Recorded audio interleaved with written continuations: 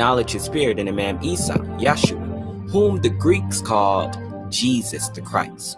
We, the Muslims, are given in Surah 2, Ayat 285, to respect all of his servants and all of their books. In our Holy Quran, we are informed that all of the most beautiful names are his, all of them. Surah 20, Ayat 8, as also stated in the Bible. Book of Corinthians, chapter 12, verse 4 through 6. Now, there are diversities of gifts, but the same Spirit. And there are differences of administrations, but the same Lord. And there are diversities of operations, but it is the same God which worketh all in all. The way you say the all that exists within all is Allah. So we thank Allah for his coming and for his breathing into man of his inspiration, thus making us into living souls, as mentioned in the Holy Quran, and eventually into quickening spirits, as written in the Bible. On that wise, we in the Nation of Islam, who are resurrected from mental and spiritual death and elevated in the glorious light of Islam that gives us life anew, acknowledge him and thank him for coming in the person of Master Wal-Istighfar Muhammad, and for his raising and sending us the glorious Most Honorable Elijah Muhammad in fulfillment of the revelations of both Bible and Holy Quran, which state that Al-Mahdi and Al-Masih, the Messiah, will be present in the judgment. We thank him also for returning as promised through his spirit of inspiration, our Ruh, the Holy Spirit of truth, and Surah Muhammad the Select One, the Allah Master Jamin, by whom we stand before you this day. And we welcome all of our family to proudly keep God at the center of their efforts in whatever righteous way they have learned.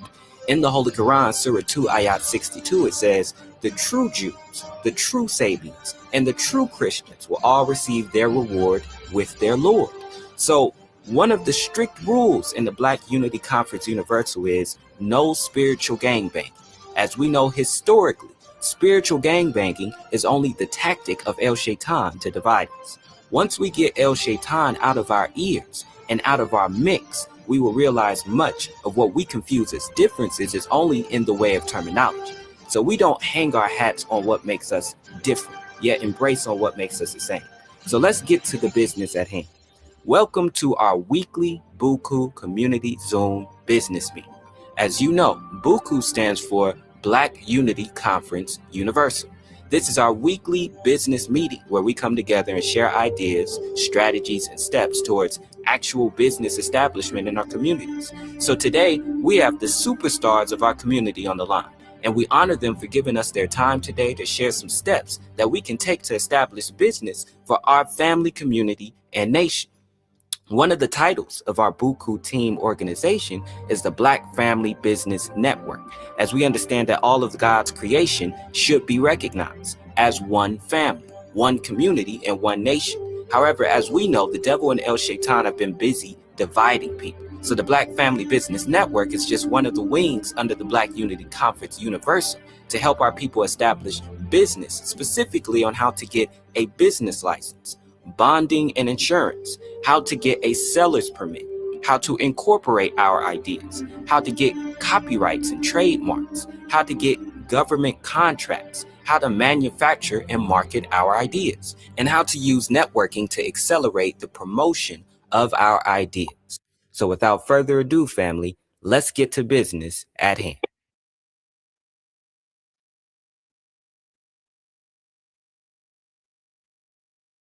All right, welcome family back to our BUCU business meeting. Today is June the 30th of 2026, and we are so happy and excited to have our family here with us today. Today, we want to share with each other any progress, tips, and resources that we've been able to gather for this past week. We also want to discuss our jewel of the month, which is freedom. And freedom is defined. I still have not put the definition on the proper link. And so let us get our definition for the jewel of freedom, which is a powerful jewel and it's so important. This is the last week for this cycle, this month that we will be speaking about freedom. And so we want to wrap up some of the powerful discussions that we've had.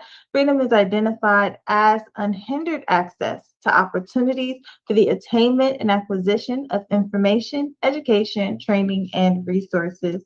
And the beauty of what we all do here on BUCU and what all of our partners do is that everything that we do is for this jewel of freedom. We are giving access to our community. We are educating our community and training our community, giving and providing resources to our community that for generations we have been stripped from and hindered from gaining. And so that is the beauty of all of us speaking about this jewel online. And so before we get into that specific discussion, let's hear from who we have on the line with us today in regards to how your week has been, any progress on the amazing work that you do, and how everyone on the line can support you. We see our beautiful brother Shabbat on the line. So brother Shabbat, if you can share with us how this week has been for you and all of the milestones you've been blessed to accomplish and how we all can support you, we'll pass the line to brother Shabbat. Assalamu alaikum, Wa alaikum family. salam. Can you hear me? Yes, we can hear you. Yes. Can you hear me, Chris? Okay. Yes, we can hear you. Okay. Well, it's been slightly hectic, up and down, pretty much. But if it wouldn't be called life. So everything's Yeah. I'll say is moving forward best I can. With the blessing of Allah. I'm on His path, not His time, and not mine. That's right. So I had some things planned that had to be switched up, business wise and in life itself, personal. But he said it wasn't that time, so Mm. I had to step back and wait on that. And besides that, I have an event coming this weekend on Okay. where it's a 4-day event, but I'm only more than likely going to participate in two of it with Hip Hop TV, selling some of my apparels at the 420 is a hemp event where I'm selling anything that's dealing with the hemp, new clothing and oils Mm. and whatnot, stuff like that. So I'm gonna participate in that with the apparel line that I have promoting Okay. that, and then they have individuals that's out there that does hemp oil for epilepsy for kids and stuff like that. So, I want to get to talk with some of them. Hopefully, I'll be able to have a little time to walk around and sit with them and talk while Yeah. the young man is going to be patrolling my booth while I'm out networking a little bit and Mm-hmm. pretty much. And I was looking to some property. Now, I was told I'm not fully sure what the prices is. Part of Hawaii, there's a lot of Hawaii is coming on for sale as well. But then, you know, Mm. because this is a colony of the United States, we're still in the Ah, States, okay. as you would say. But Yes. I'm not sure of the prices. One individual told me it was nice prices. Then another one told me it was pretty pricey. So I can only go about, they probably was viewing off of their own pocketbook, Yeah. not, as a whole. So I'm going to look Mm-hmm. into that. But also one of my wife's clients is she's from West Africa. And she Okay. said that it's a lot of property in West Africa that's good. And they giving up like 5 to 10 acres for 10,000. I'm like, huh? Mm. Wow. That's like when she had mentioned Ghana, because I was talking to her about Ghana. Yeah. She said, yeah, it's similar to Ghana. It's very beautiful, and the property that's up for sale is good land.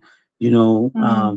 the soil is not it's poisonous some parts of Africa, what they have done to it and stuff like that.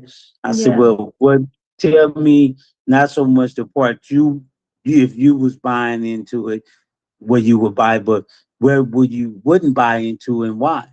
She said, starting with South Africa, because of Okay. what some of what we already knew when Trump was lying, talking about that Africans was over there killing off white Christians. And that Yeah, was he a said big that. lie, and he, trying to put out just to get over there and take land. We discussed Mm-hmm. it for a good hour or so. So doing a little more research, uh, go back because she's originally from West Africa. She go once Okay. a year. So I told her not this year, next year. Me and my wife Yeah. may take a trip with her just to Mm, go and see what the property look like and everything like that. And I told her find out with some of her peoples that she know over there that does realtor and stuff like that and yeah. land, and asked them to send her some brochures to show me. And she said, well, even if they do that, before you think about buying anything, I would suggest you go and see the land in person first. I said, oh, yes, but I want to be able Yeah. to pick at least a couple of spots to go instead of waiting to get there and then have a Mm-hmm. whole bunch of them. I got to try to decide which ones I want to go see then. I could decide before I Yeah. get there, go like that. But pretty much that's been it. And, for motion to the best, my ability. So I'm cool with that. As long as I'm on Allah's path and He got me, I'm cool. Yeah. So Yeah, that's and excellent. we speaking on the jewel. We speaking on the Yes. jewel right now, or we waiting? Yeah, you can give Okay. your input now, and then we'll get into our centered discussion a little later. Well, just I would say it's more so ownership, freedom, Yeah. ownership of oneself, understanding your path, and having an Allah first. Mm-hmm. That's freedom within itself, because nothing moved without His say Yeah, so. that's right. Man, we're taught man plans, Allah is the best of planners. So, regardless of what you want to say, if you're not going to stay on His path, if He step back out the way and let you make your decisions, you would understand that life is about just that, choices and Mm-hmm. decisions. You can't be mad at no one else because you made that choice. You have to accept the consequences of your decisions. Yeah. So I'm cool with that. Yep. That's I'm gonna right. pass it back to you, Chef. Yes. Thank you, Brother Shabbat. That's excellent. I do have pulled up the brother in Ghana that's building the 200 acres and the mud bag houses. So we can, I don't think we looked at his latest updated video. So I wanted to look at that with everyone. But yeah, Ghana has been making some excellent strides. They've had a recent summit on the reparations classification that they got passed by the UN, which is great work that they did. We know we don't put faith in the UN, but seeing that our African family and Ghana specifically has the not only the nerve but the confidence and the long-standing push, they've been fighting for this for years, to be consistent and to force this resolution is really, really great. And so we can really see, they have the repatriation program, and they've done a lot of things to really reach across the world, really not even just here to America, but across the planet, wherever Black people are, and say, hey, return home if you want to. And I think that that's great. So we'll look at a little bit of that today as we get into our discussion. So thank you, Brother Shabbat. Okay, we have more of our family on the line. So I do see our beautiful sister Princess with us. Princess, if you could tell us how this week has been for you. I've been seeing all of the amazing posts with the young girls in the sewing program, and that is just really something that we are excited for. We know you have the event coming up on the 12th that we will be at, which we're also excited for. So if you are available, if you could share with us how this week has been for you. I know also you were waiting to hear back from some lab reports. So if you could tell us how your health has been and if that lab report came back successful with the full bill of health and your plans for the future. I know you have so much that you're doing, and we are excited to walk with you on this journey. So if you are available, we'll pass the line to Princess. Hey family, I'm out walking my dog. I went to get keys made at Ace this morning and I got the wrong keys made. So now I have 4 keys and I don't even know where the key goes to. I don't know. So I'm going back to ACE to get the right teammate. Okay. I just came from our sewing classes with the kids at the Oakland Housing Authority youth program. I love them so much. Like that brings me so much joy to sew because it's windy. Mm-hmm. Okay, hold on. Yeah, so I don't know why. 2 weeks, so I did it last week. I'm waiting for another week, and I'll follow up with them and see if anything has come back. So I'm hoping for good news. I feel okay. I feel better, but yeah. Outside of that, we did submit to the Akonandi grant, which were for $30,000. So I'm hoping we get that. We submitted that yesterday to do a family camping trip, which would be so amazing. Because we need more outdoor time for us, especially Black people. We think that it's not for us. It's totally for us. I'm like, being outside and being in nature has saved my life. And I want more of us to experience that. But yeah, I'm like, now we're just looking at other grants that we can apply to, partnerships so that we can continue to expand. But yeah, that's pretty much what I've been up to. This week has been so good so far.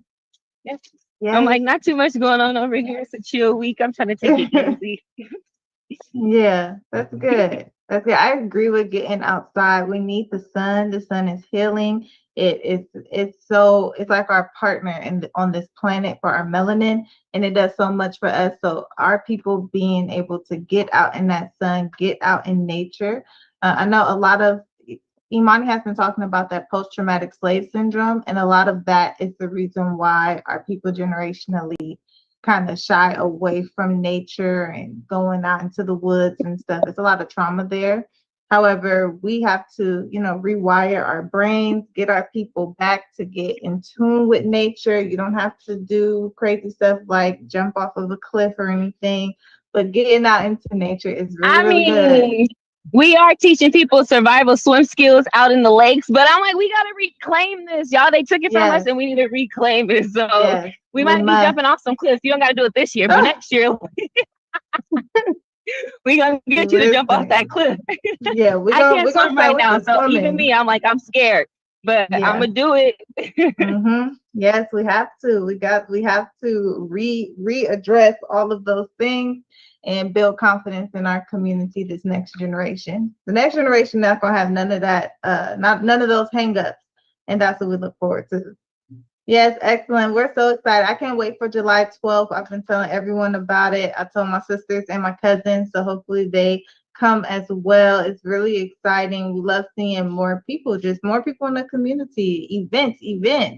Something's going on here, something's going on there, something's going on everywhere.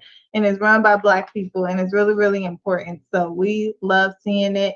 And big events, small events, we need to make sure that our people are there. We pack the house. Thank you, Princess. That's so excellent. And yes, and we look forward to hearing back once you do get the results of your test. But it's great that you're feeling better. I know that you work with the herbs and you work with, healing things, and you have a good diet. So all of that should aid in what you're doing. And getting out in nature is healing as well. So we know that you'll be fine. All right, we have more of our family on the line. We see Imani Hanif on the line. If everyone doesn't know, Imani performed at Lake Fest this past weekend. He had an amazing performance. If you want to see some of those videos, I will put his Instagram in the chat so that you can support him online. He also is the president of Watchmen Grow, which is an amazing foundation that addresses childhood traumas for children and adverse childhood situations. And that's something that's very, very important and significant, especially in our community. We have to address those things so that our children can be healed adults.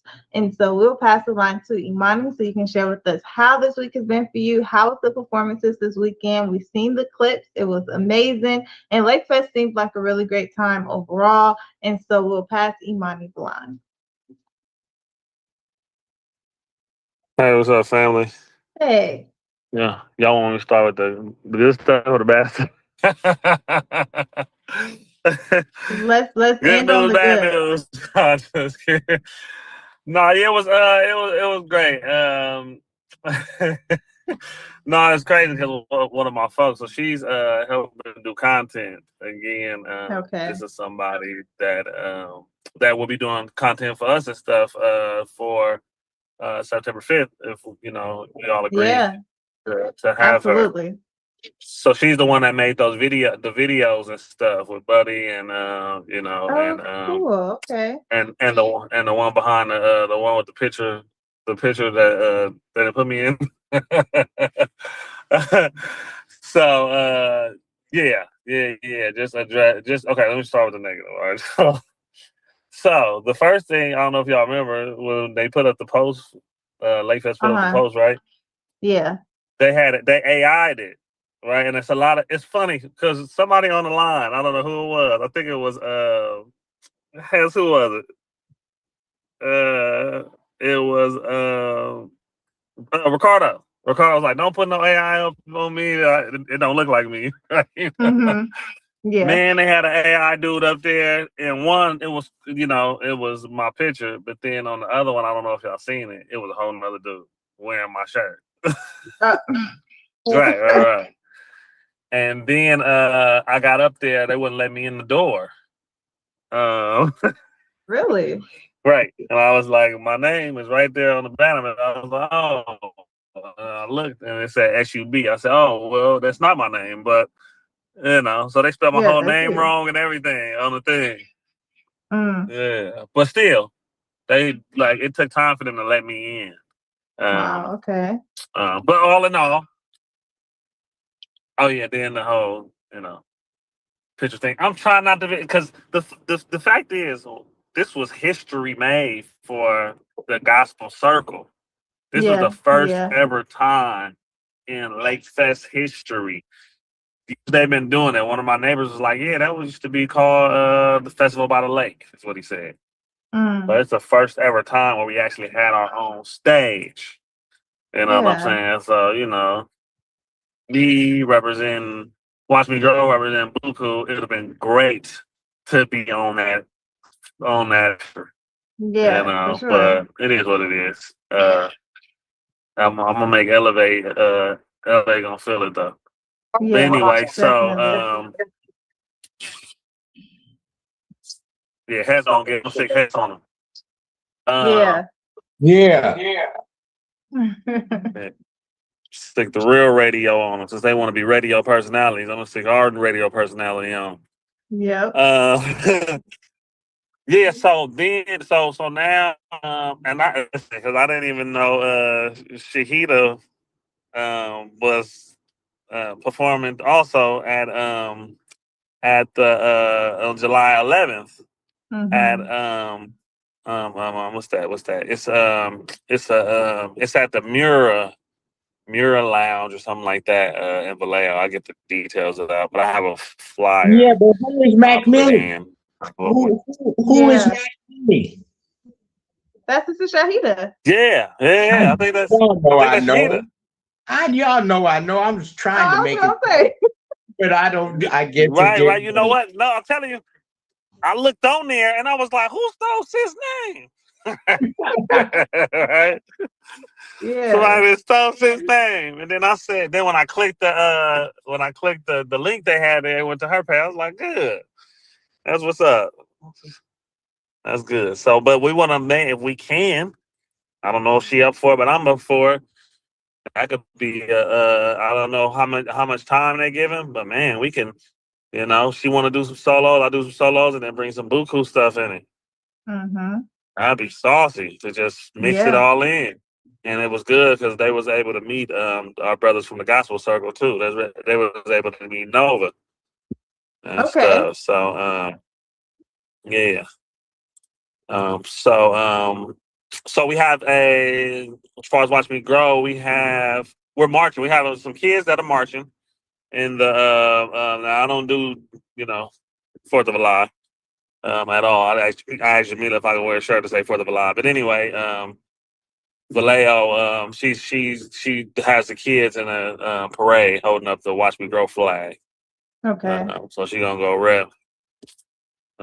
Yeah. Watch Me She's Grow. amazing. And then I linked her with the girl that's doing cheerleading she's starting a new female cheerleading. Um, it's like what is it? A program. I guess she's doing a summer program for the kids, and I'm doing the shirts and the pants for them. I was just talking to her yesterday. I want to make sure that we could have a fitted day where they could come in and do some registration. But she had another registration. She said she had like 23 kids. She started from zero, so I was helping her post some stuff around the schools and stuff.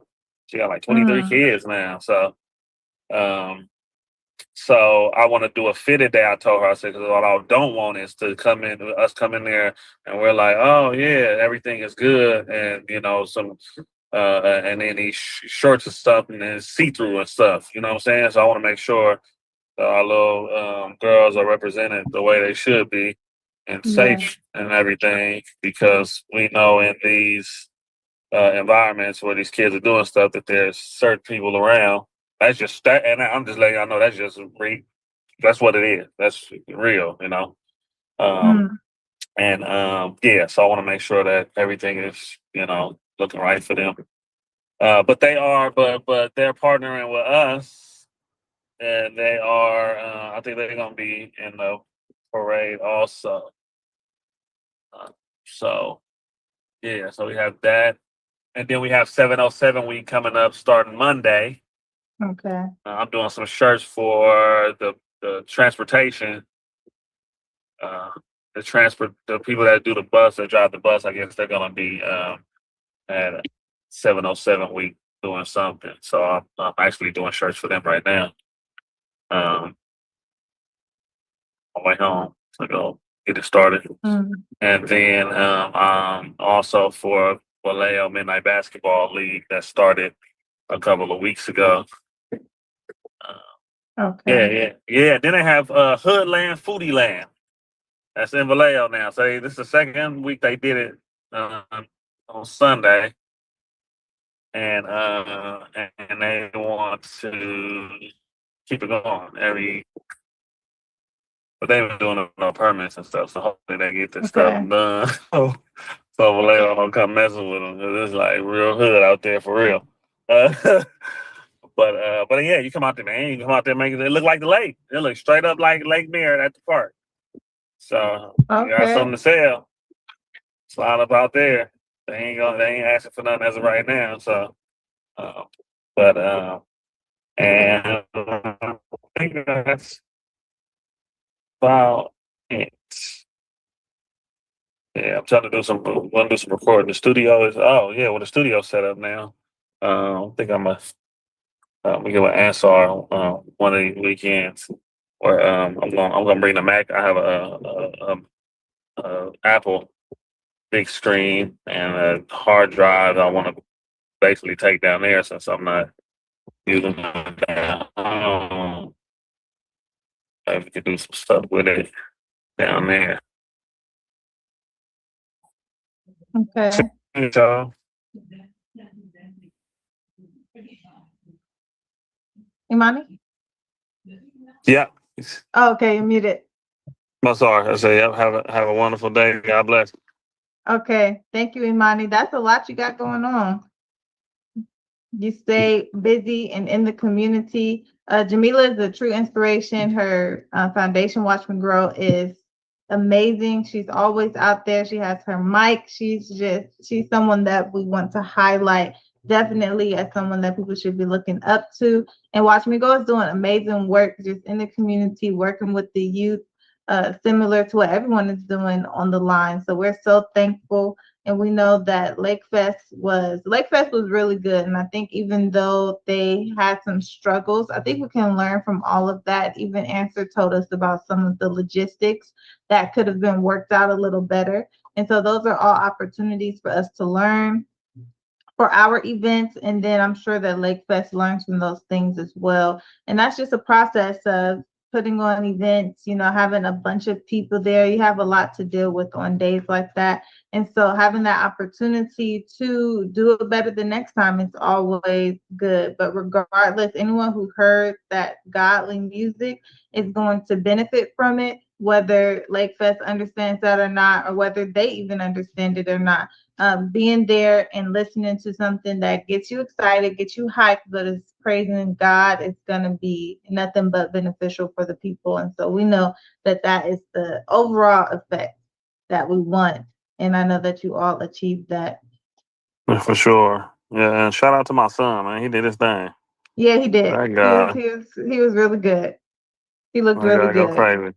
Uh-huh. Yep, he was great. And that's always going to draw the people in, seeing someone that young, especially, get up there and overcome his nervousness and perform like that. Yeah. Yeah, I'll be having Rain up there with me on 11 too. Yeah, you know she a superstar, so she gonna kill it. Yes, thank you, Imani. That is excellent. All right, and let's continue. We have Uncle Heston Cleveland on the line.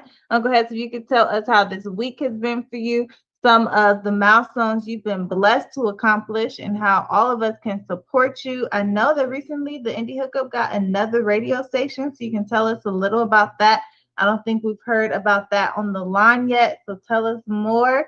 And Ricardo just had a performance in Las Vegas, and the Indie Hookup is doing a whole bunch of work. They will be at the BUCU event on September 5th, which is a blessing. So we'll pass the line to Uncle Hess to share with us how everything has been going and how all of us can support you. Greetings to all. It's always an honor to be amongst family. This week, you know what? I was sick. Oh, I yeah, don't you know did say what I that. had. I got up, I was all excited. I'm coming to see family. I'm ready to go out. Yeah. As the day went on, sometimes you get up and you don't feel great, but it always seems to work itself out where you do all right. Okay, I feel better. I'll go. The longer the day, the closer the time, the sicker I got. I felt so bad. My mom wanted to go to a surprise birthday party before we were going to see Naru. I couldn't do none of Okay. that. I could not do Oh, none of that. So I missed out. I would have loved to see Answer Africa and her dad. I'd have yeah, loved to be there. We'd have hung out. But that's right. that was the bad part. But the funny part is I can't take a day off. They Mm, say, oh, you just looking and playing and posting stuff. I didn't touch my phone for 2 days. And I came online and I'm like, oh my God, what the hell is this? And I had a whole bunch of stuff. I'm like, wow. But even really? better than that, my mom and I just finished an interview Okay. um, with Tribe Nation Radio. Uh, they picked her up and put her on their shoulders, y'all. They had Okay. me crying. I'm like, y'all better stop. Y'all making me cry. And they was telling me how blessed I am. My mom is still here. I'm Yeah. hanging out with her every day. I knew that. You Yeah. ain't gonna tell me. I know. You know, That's um, right. that was a good thing. But now I got something else good. Um, I work with this young lady, uh, introducing UK artists to here. Okay. So she asked me, do I know any artists that want to be featured over there? I'm Okay. like, do I? So Right. at first I sent, because I had been talking to her, she's here. I sent her Nicole's music Okay. and she went crazy. She says, oh, yeah, I know some people that would want to work with her. Um, Is she willing to come here? I'm like, wait a minute. If you trying to get people over there, hold on. I sent her BUCU. Yeah. I sent The Realist, Street Symphony,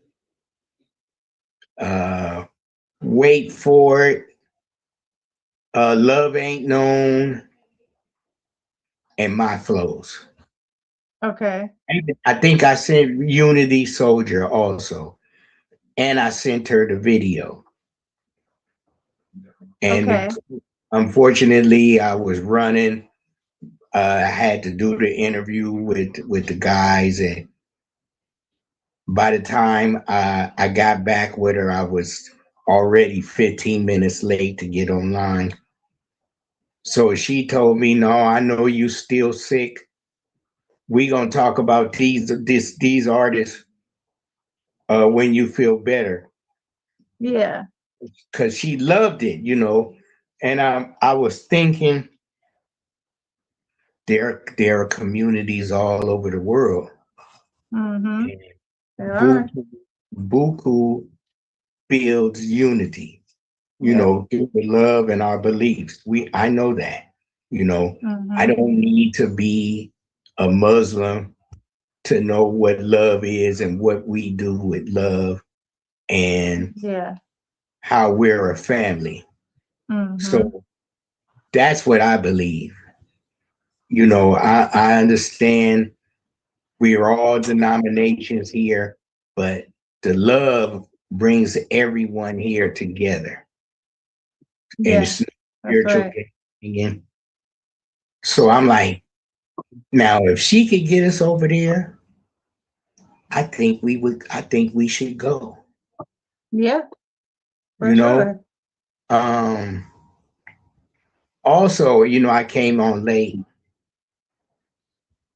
Amongst us right now, we got enough money to own some property in Ghana. Oh yeah. We do. Right now. Right now, we pull our money out our pocket, we got a nice spot. Yeah. You know, I know this young lady, hell of a female vocalist. I've been following her for years now. Miss Sabrina introduced me to her. She moved to Ghana and she FaceTimed me, brother, look. We walked all the way on they call it a compound. We walked all through the compound and I'm like, dang, girl, how much you pay for that? She Yeah. said, $560. I'm like, that ain't bad, $560 a month. She said, no, for the year. I'm like, Oh, get the out of here. $560 for the whole year. wow. You're not hearing me. We got That's enough pretty money good. right now to buy Yeah. property. I'm out of here. Yeah. What you say? Said I'm out of here. Your name ain't on here. Leave us alone. Uncle Harris, Uncle Harris, Yeah. you better stop teasing us, man. I'm telling you about Ghana. Yeah. It's beautiful with the property, not just Ghana, it's just Africa. It's so much, but Ghana, yes, it's one of my favorite spots for now. Like the Yeah. sister showed you, and the brother that got them 200 acres, it's so much property still next to him that we could help expand his by putting ours next to him and expand it even more. We come up with say 100 acres next to his 200, Mm-hmm. and we constantly making expanding the compounds. It'd be two separate compounds, but it's all in one. Right. I understand. I Yes, understand. We need to seriously look into that because it's nothing. Yeah, for sure. It's nothing.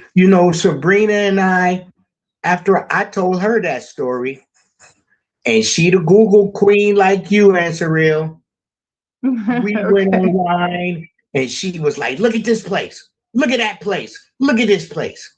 Yeah. They had 14-room mansions.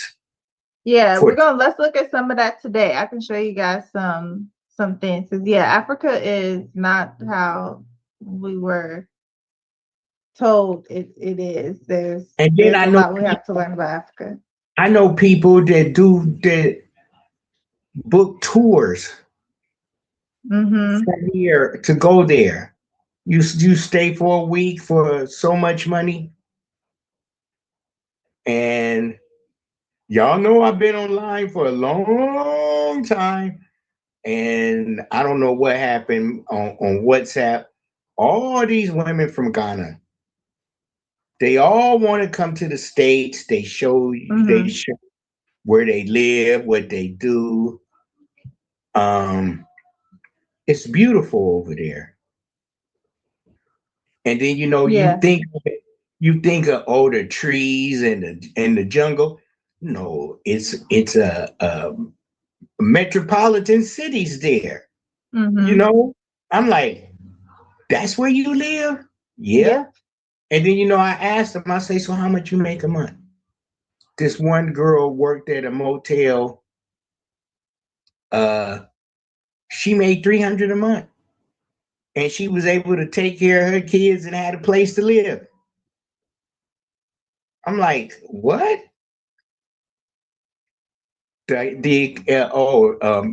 We go over there with a couple of $1,000 and come back rich in land. Yeah. Definitely. It's strange that you say that, Uncle Hez, because imagine we get 12 of us and we put $1,000 every month. And each person, we pick a person out of the 12 of us to get the whole 12,000. Imagine what he or she could do, and then the next month we do it again until all of 12 people have $12,000. Look how much property that is. Even if we decide to go that way, or we could just say, we put in for a couple of months, and then we split up the acres amongst us. Say we get 40 to 50 acres, and everybody get their acres. Say one of the acres you have your own quarters and everything on, but closer to the center of your acres goes to the compound, to the community. Everybody do the same thing. That's just how easy and how huge we can be. I worked as a doorman in San Francisco, and a lot of Filipinos work in the hotels and be the limo drivers and stuff. Yeah. It was a group, a couple of bellmen, a doorman, and the housekeepers. It was 12 of them, and they did the 300 a month. And every month somebody would get $3,600 out the group. I'm like, man, I get in that, but of course it's only 12. So I'm watching them handing off the envelopes. I'm like, damn, that's a good idea. Yeah, for sure. 1,000 is a quite a bit. Now we could do that and go around a couple of times and put some money over there. We'll live in a mansion. We'll have a compound big enough for all of us. Yeah. All of us, where we just go over there. Hey, I'm going to the house. I'll see y'all there. I'll be out there for a couple of months. Because it's a rapper. I think JT, the bigger figure. Oh, yeah. He live in Burkina Faso? Yeah. Mm-hmm. He out there riding around in the back of huh? Yeah, he's from San Francisco, right? Yeah. He riding around on the back of Jeeps talking about how he loved Ghana. Mm-hmm. Yep, and he in the nation. Yep. There's a few And of do them you that went know? out there. Few. He delivered final call to the community out there Wait. delivering final calls. Oh yeah, he sure did. He took final calls out there. Oh, Yep. he did. Yeah, He he did. did. He Oh been my coming back God. and forth. I see And in you know, chat. And Sprite put, I like the idea Brother Shabbat gave of 12 teams of 1,000 a month for 12 months. That's 144,000 acres. Or that's 144,000 could get us 1,440 acres. Yep. yep. And do That's the you know type of what, plan that we have to do come together. man, y'all? That would be, oh my God. It's Yeah. not hard. It is not Mhm. hard. Now I know a young lady that's building a store. Her and her mom. I've been knowing her for 7, 8 years. I talked to her. I talked to her mom. I used to talk to the grandmom. Grandmom recently Okay. passed. Anything I needed done, far as computers, I give it to her, and I pay her 40, $50. That's a lot of money. Okay. Damn, that's a lot of Yeah. money. Yep. Now, the video I sent y'all today with Ricardo and the girl singing, that's Lil Nebo. That's my one of my first friends online. She's a hell of a female vocalist. She got her master. She does all that. Okay. Um Now look, I just lost my train of thought. I brought her up for a reason. Um Shit. I can't think. I'm getting old, y'all. I'm getting too excited. But the Ghana thing, man, that's something to look Yeah, into. You know, definitely. because me and Sabrina, we had a ball on the phone. We could get that, we could do that, we could do that. Mm-hmm. But then some of the places didn't have a kitchen or the restroom wasn't connected. You gotta Okay. look at the stuff like that. But Nadira's house was nice with a big white fence around it. I'm like, you literally stay in a compound. She said, yep. I'm like, well, she'll come over here and work for 3 months and go back there and live for 9 months. Wow. So she'll make enough money, save it, and go. She got friends over there. She even been in the studio. She got an album they did over there that's pretty good. Okay. And she did a couple of videos. And then, uh, not Nigeria is not a bad spot either. Yeah. I know a few people there. I got a male vocalist and his sister in Nigeria, and then the young lady, Oye, Oh Oye, yeah. Mm-hmm. she live in Nigeria. Mm-hmm. So that's another place we could look at. Yeah. But I know the what they call it, the Gold Coast. Uh, Ghana is probably the best weather for us, and it's close to the water too. So, Yeah. but yeah, Yeah. yeah. We're gonna definitely do that. And That's the something Ivory that. Coast. The Ivory Coast, yeah, Look at Mm-hmm. that. yeah, yeah, Yes, the yeah, Ivory Coast. yeah. Then I had a friend. He was a bellman with me, and he was a prince. I'm like, man, if Okay. you're a prince, what the hell are you doing here? He said, "Man, I had to come to America to study." He had his lawyer's degree and everything, and he was working as a bellman. He made enough money where he bought a Corvette, Okay. and he had it shipped over there. And when he got there, his friend that worked in customs was moved, so they kept the car. I'm like Okay. that. I'm like, man, but yeah, I'm down. I'm Yeah. interested.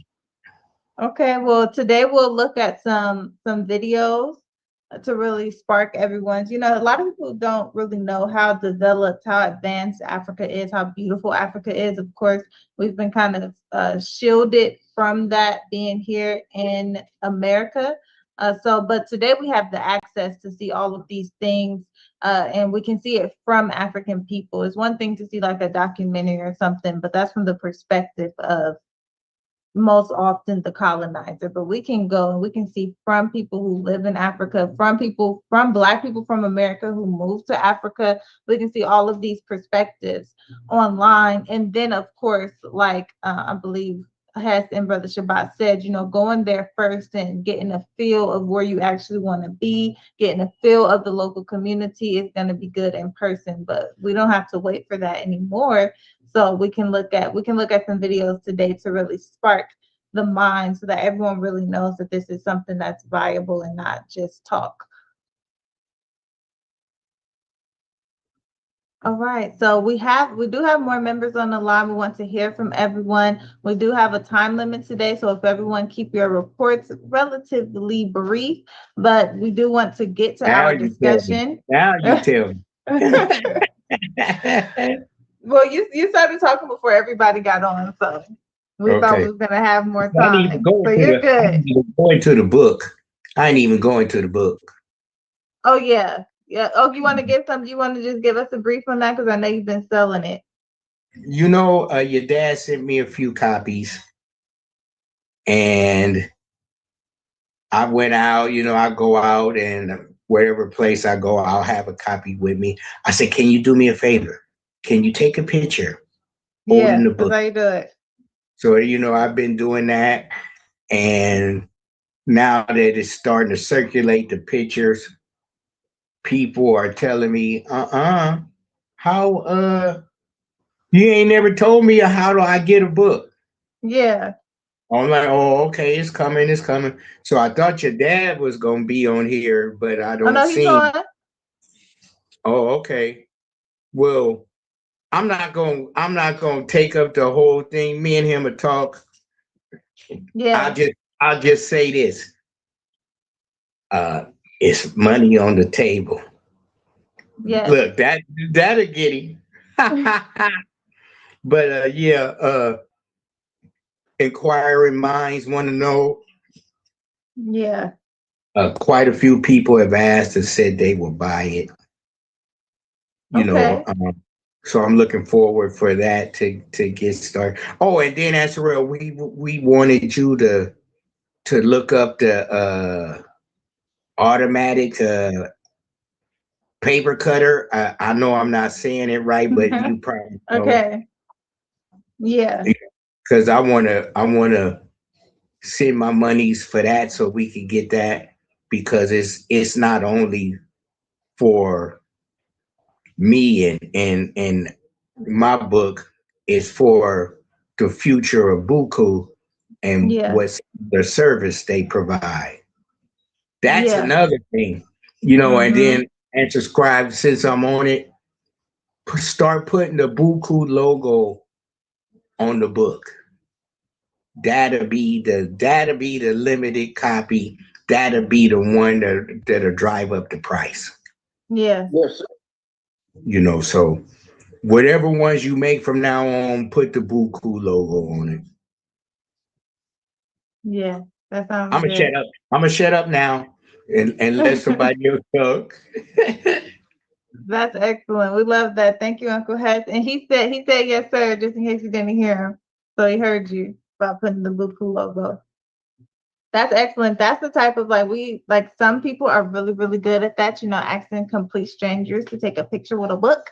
And so we have to really get our committees to put the right people in the right areas to know, so that we can promote everything that everyone is doing here. And so Africa is someone who's good at that. So let's continue to get our report so we can get into our discussion for the day, because we're going to have plenty of time for everyone to give some feedback on the videos that we look at. So see our brother Answer Demise on the line. So Answer Demise, if you can share with us how this week has been for you, the milestones you've been blessed to accomplish and achieve, and how all of us online can support you. I believe, was it last week, did you announce the good news with the security company? If not, we will allow you to do that now, because I don't remember if we mentioned it last week. So we'll pass the line to Answer Demise to share with us his report.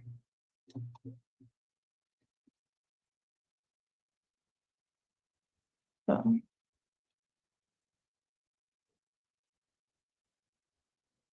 Answer Demise? Oh, he must be muted. Mm-hmm.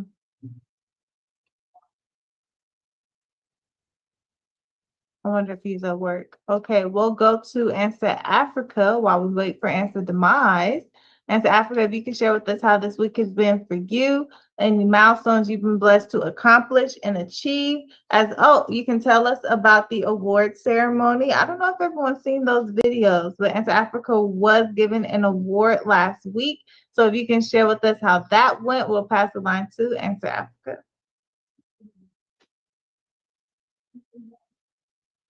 Hey, what's going on, family? Woo! So happy to be here. Sajalahu, like salam to the degree of the Creator's Master Plan. Yes, ma'am. Amazing June. I'm just so happy it's over.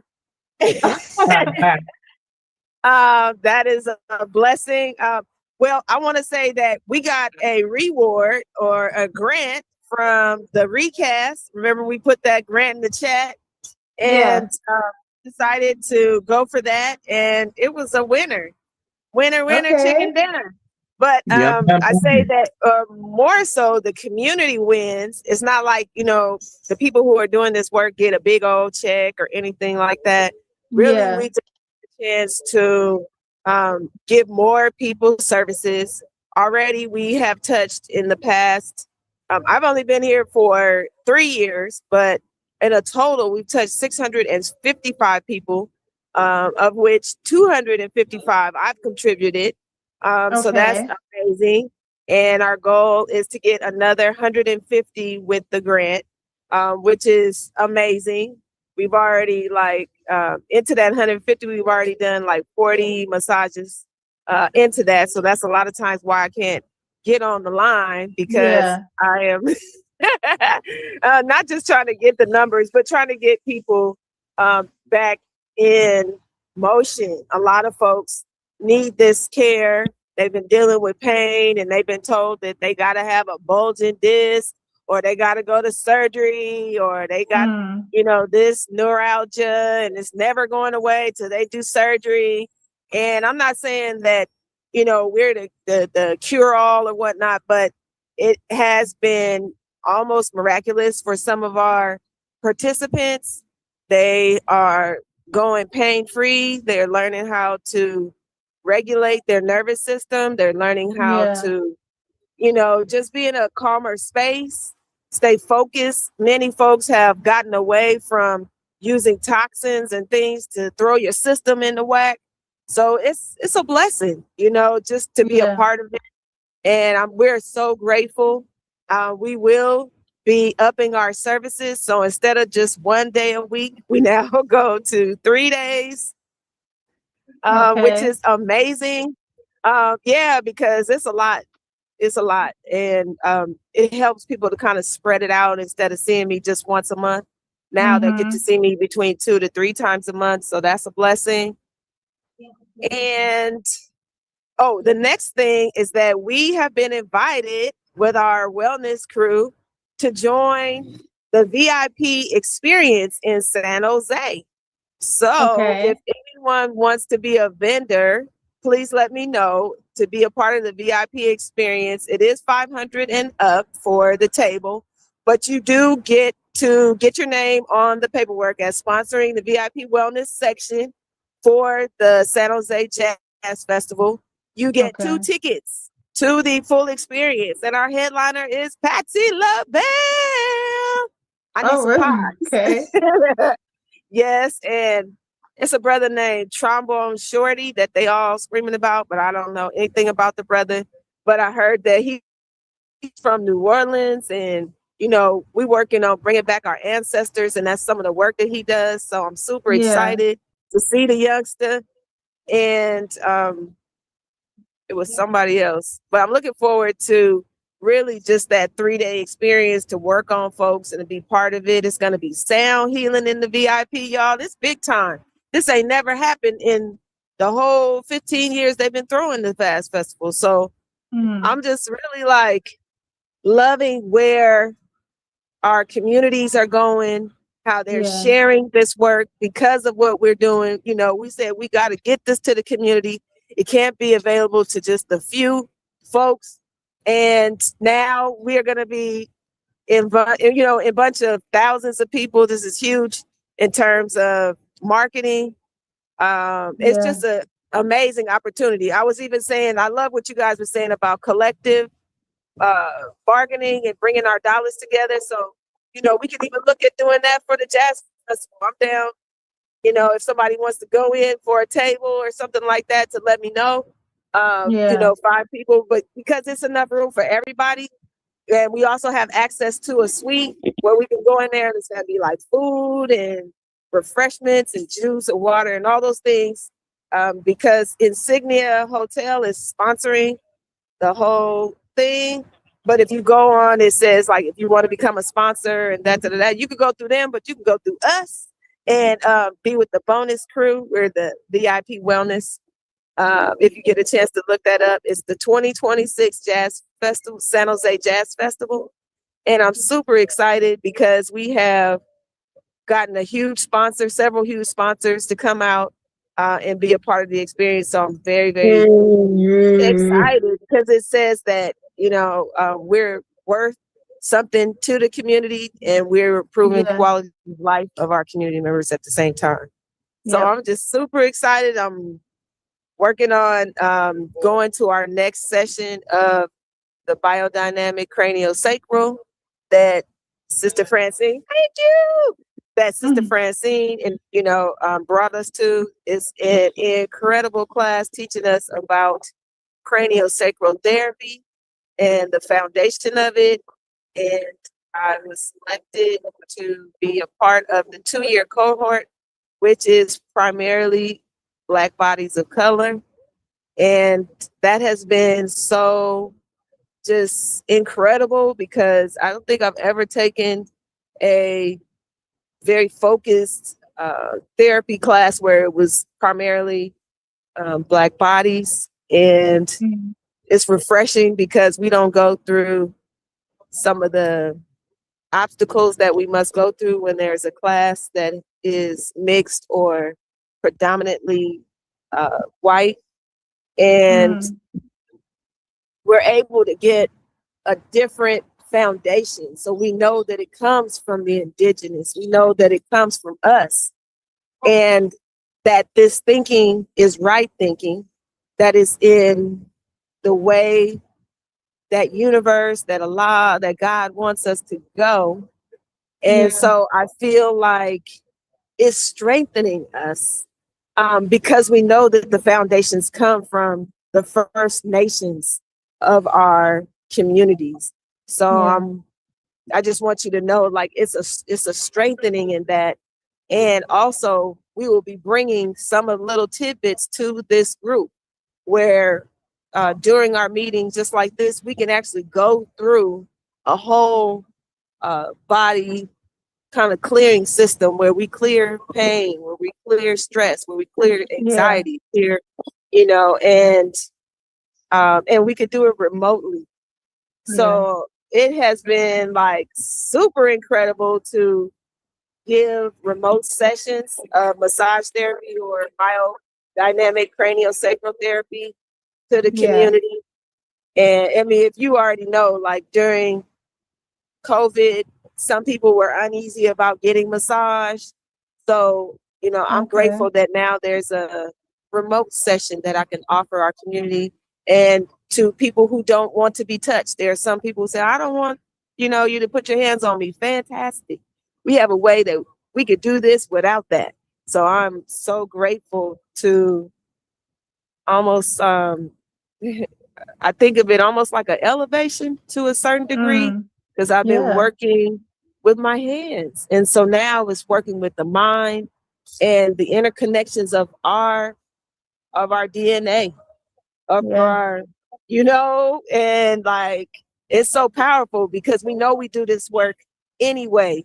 You know, as followers of the Most High, followers of Allah, whatever you want to call that, the universal spirit.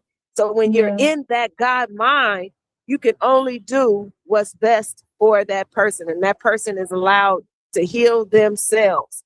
And so, Yeah. you know, it really just goes back to what we're doing here and loving ourselves and loving life and pulling in that truth and that integrity. And that builds so much in the brain so that we can heal ourselves constantly from the negativity that comes through so we can peel off those obstacles and anything that comes from the past because the present is where we're working to go. If we go into Africa, then we need to know what we need to be facing and not in pain while we're there. So I just wanted to put that into the works because I'm looking forward to having our healing center in all of these places. When we go into Nigeria, that wherever we put in our place, it's also going to be a cultural center. It's also going to be a museum. It's also going to be a healing clinic. So I'm just putting all that towards that next phase of what we're looking for. And I'm so happy that we have everybody on the line. Yes. Yes, ma'am. Sajalahu, good teaching. Yeah, that is excellent. We have to have those healing centers and the unifying theology because even when we go to Africa, we'll have to deal with one, the fact that we're coming from America. That's going to be a point that we have to deal with, but also we'll be dealing with Africa is a continent, so we're dealing with multiple countries. We're going to have to deal with the people, the natives, the people who live there. If what ethnic group, what tribe, we'll have to deal with all of those things. So our unifying theology is going to be so important. It's going to aid us everywhere we go so that we can open our minds and not, you know, go over there with one perspective, which will probably, you know, drive people away from us. We want to draw people to us here in America and around the world. We want to draw our Caribbean brothers to us, our brothers anywhere Black people are. We want to draw them to us and not, you know, be a stumbling block. So that healing is going to be one of the main points. We see in chat, okay, Princess said, is this open registration? You're talking about the event, Princess, that South Africa mentioned? Yeah, and Africa is that no, the massages. So I'm like, I need a massage. How we get a massage? Yay! So we're going to be serving the community on Tuesdays and Thursdays. The Thursdays will be at the Sanctuary of Flowers. I think it's called the Chapel of Flowers. I've been calling it the Sanctuary. The Chapel of Flowers. And I will put that address in the chat. And that is going to be from 5:30. 3 to, okay. Might be 4 to 7. They're like, no. Okay. 4 to 7. Okay. Yeah. So we're working on getting the crowd that wants to come in the evening. Okay. And yeah, make sure you send us the flyer. Yes. So this work is so amazing. We really want to serve the community. So it's kind of like word of mouth right now. Okay. So that because what's happening is that we're getting those folks that are like, excuse me, can I like book you guys for like 2 weeks ahead and then I could just come? We're getting folks. We're like, no, you can't. Yeah. So sorry. You know, and And yeah, so it really saves us when we are word of mouth. But I was telling them we should do like a Just Touch and do a QR code, and then like we could send it around to the folks. I could do that because you would be surprised Okay. what's happening out here when we're working on serving our community. It's real. I mean, we're gonna serve everybody, but folks who are who are in need of this work, and not just, for this to be like the fluff and circumstance. We're serving our community's trauma. So yeah, at first I was like, oh no, we need a flyer there. We got to do this, the internet and the Instagram, and the community was like, yeah. More authentic. Okay. Yeah. So that was not my idea, but I am understanding because of what's happening when we do put out flyers. And yeah, folks could contribute, but they don't want to. So, we would love for folks to contribute, especially if they can. If you could come through and you could do that. This is for really folks who aren't able to get the care or get to a chiropractor or something to that degree. But my number is also available. You could text me at 510-978-0179. Now, I just want to warn y'all, I get like 100 texts a day. Not even kidding. It's really happening. And I don't have a volunteer yet to answer my phone. So if you text me, you want to put that you want the clinic, the community clinic, and then I'm able to send that back to you. Oh, there's one more thing I want to tell everybody, that now that we had that incident, that we're going to be using the text system to tell people about our clinic. And we also have several community refrigerators around the community that are stacked full of amazing dishes, from spaghetti to pasta bolognese. They had chicken tacos. They had chicken salad with coleslaw. I was really surprised about that because it had apples in it. And but they did a really great job. So basically every day you can get an upload, and I'll put that number in there. You can get a number to where we have something called the Pacific Pipe Refrigerator, and put out meals on Telegraph in Oakland from 11:30 to 2 p.m. The hot meal today, sometimes it's beef, sometimes it's chicken.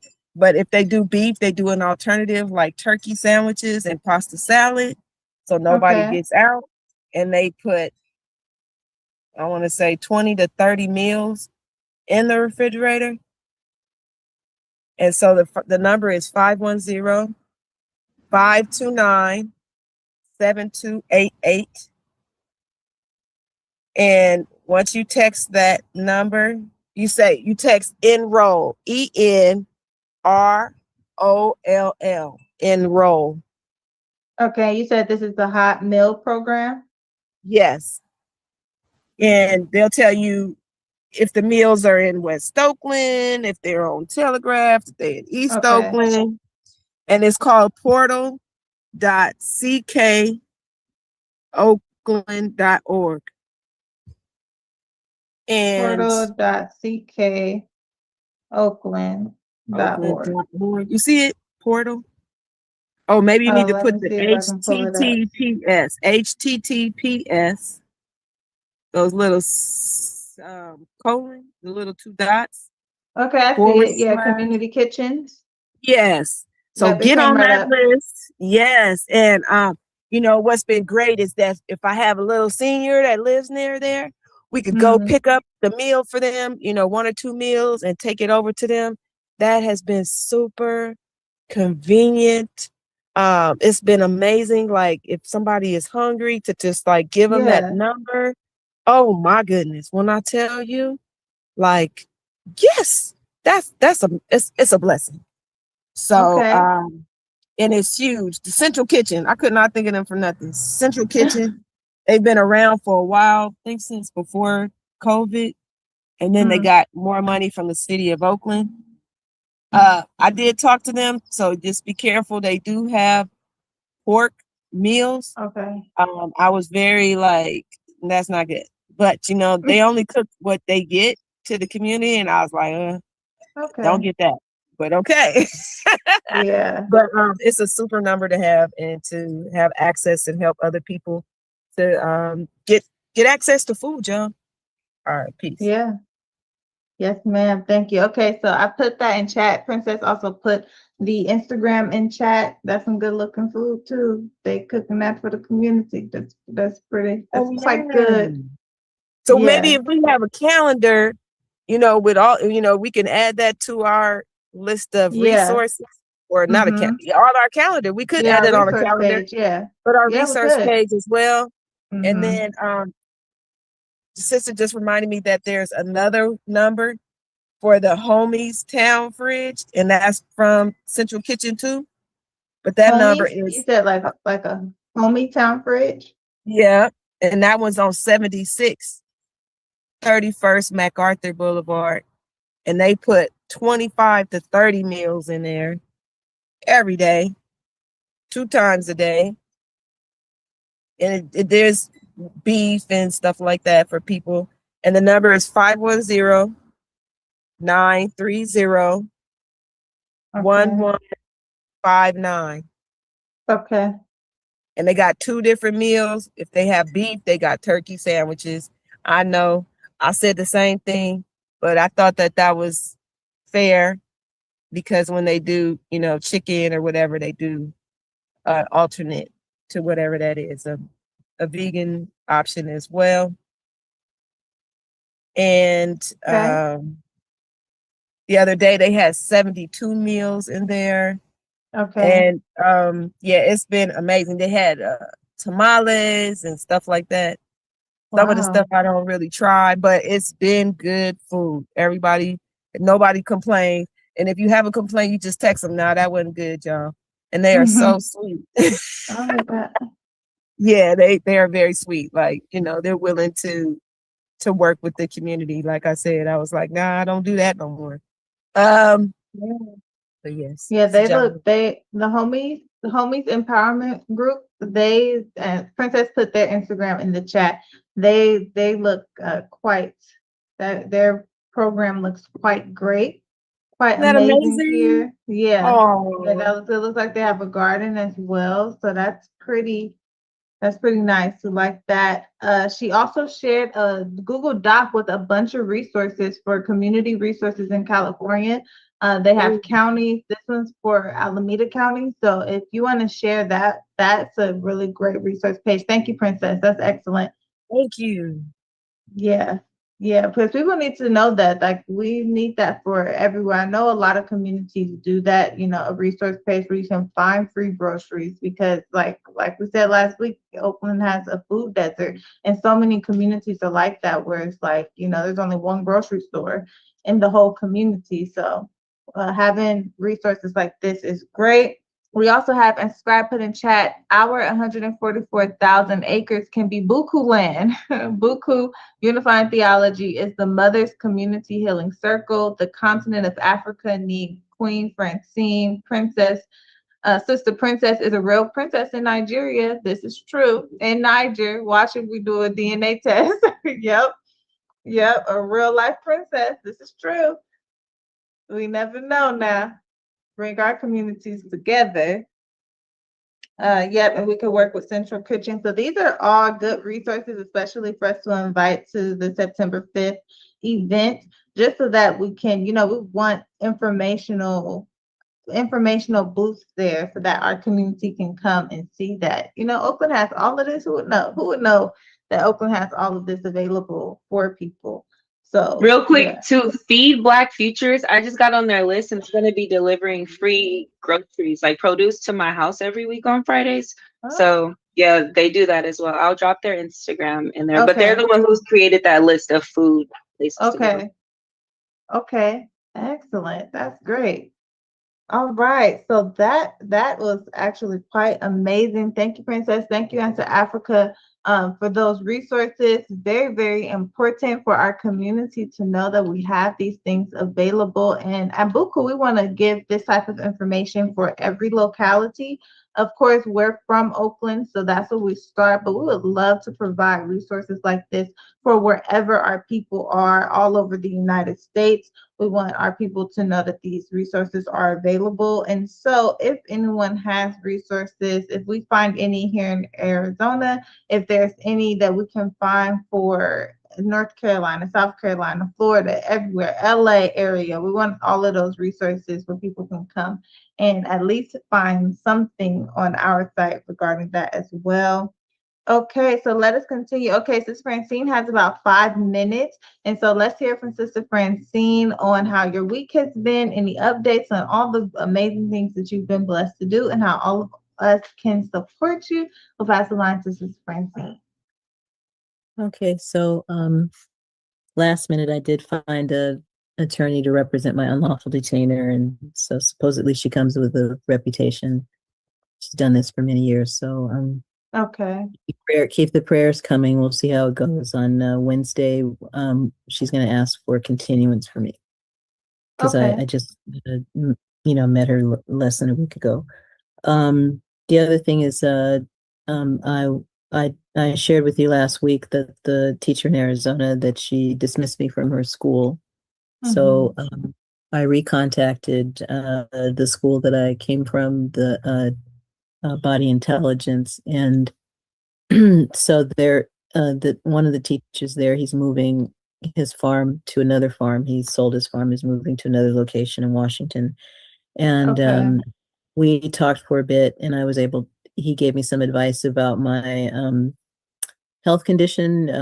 With the MRI came back that I have like a huge swelling in my myofascial tissue, and I said that the doctor recommended surgery for my low back, and I said I'm not so sure about that. I'm going to get other opinions, and I think a chiropractor. I'd like to try that first, but he said make sure you get a gentle one, not one of these old style ones that really and any kind of care. He said make sure that it's gentle in that area. Yeah. So I just took my MRI for the neck today.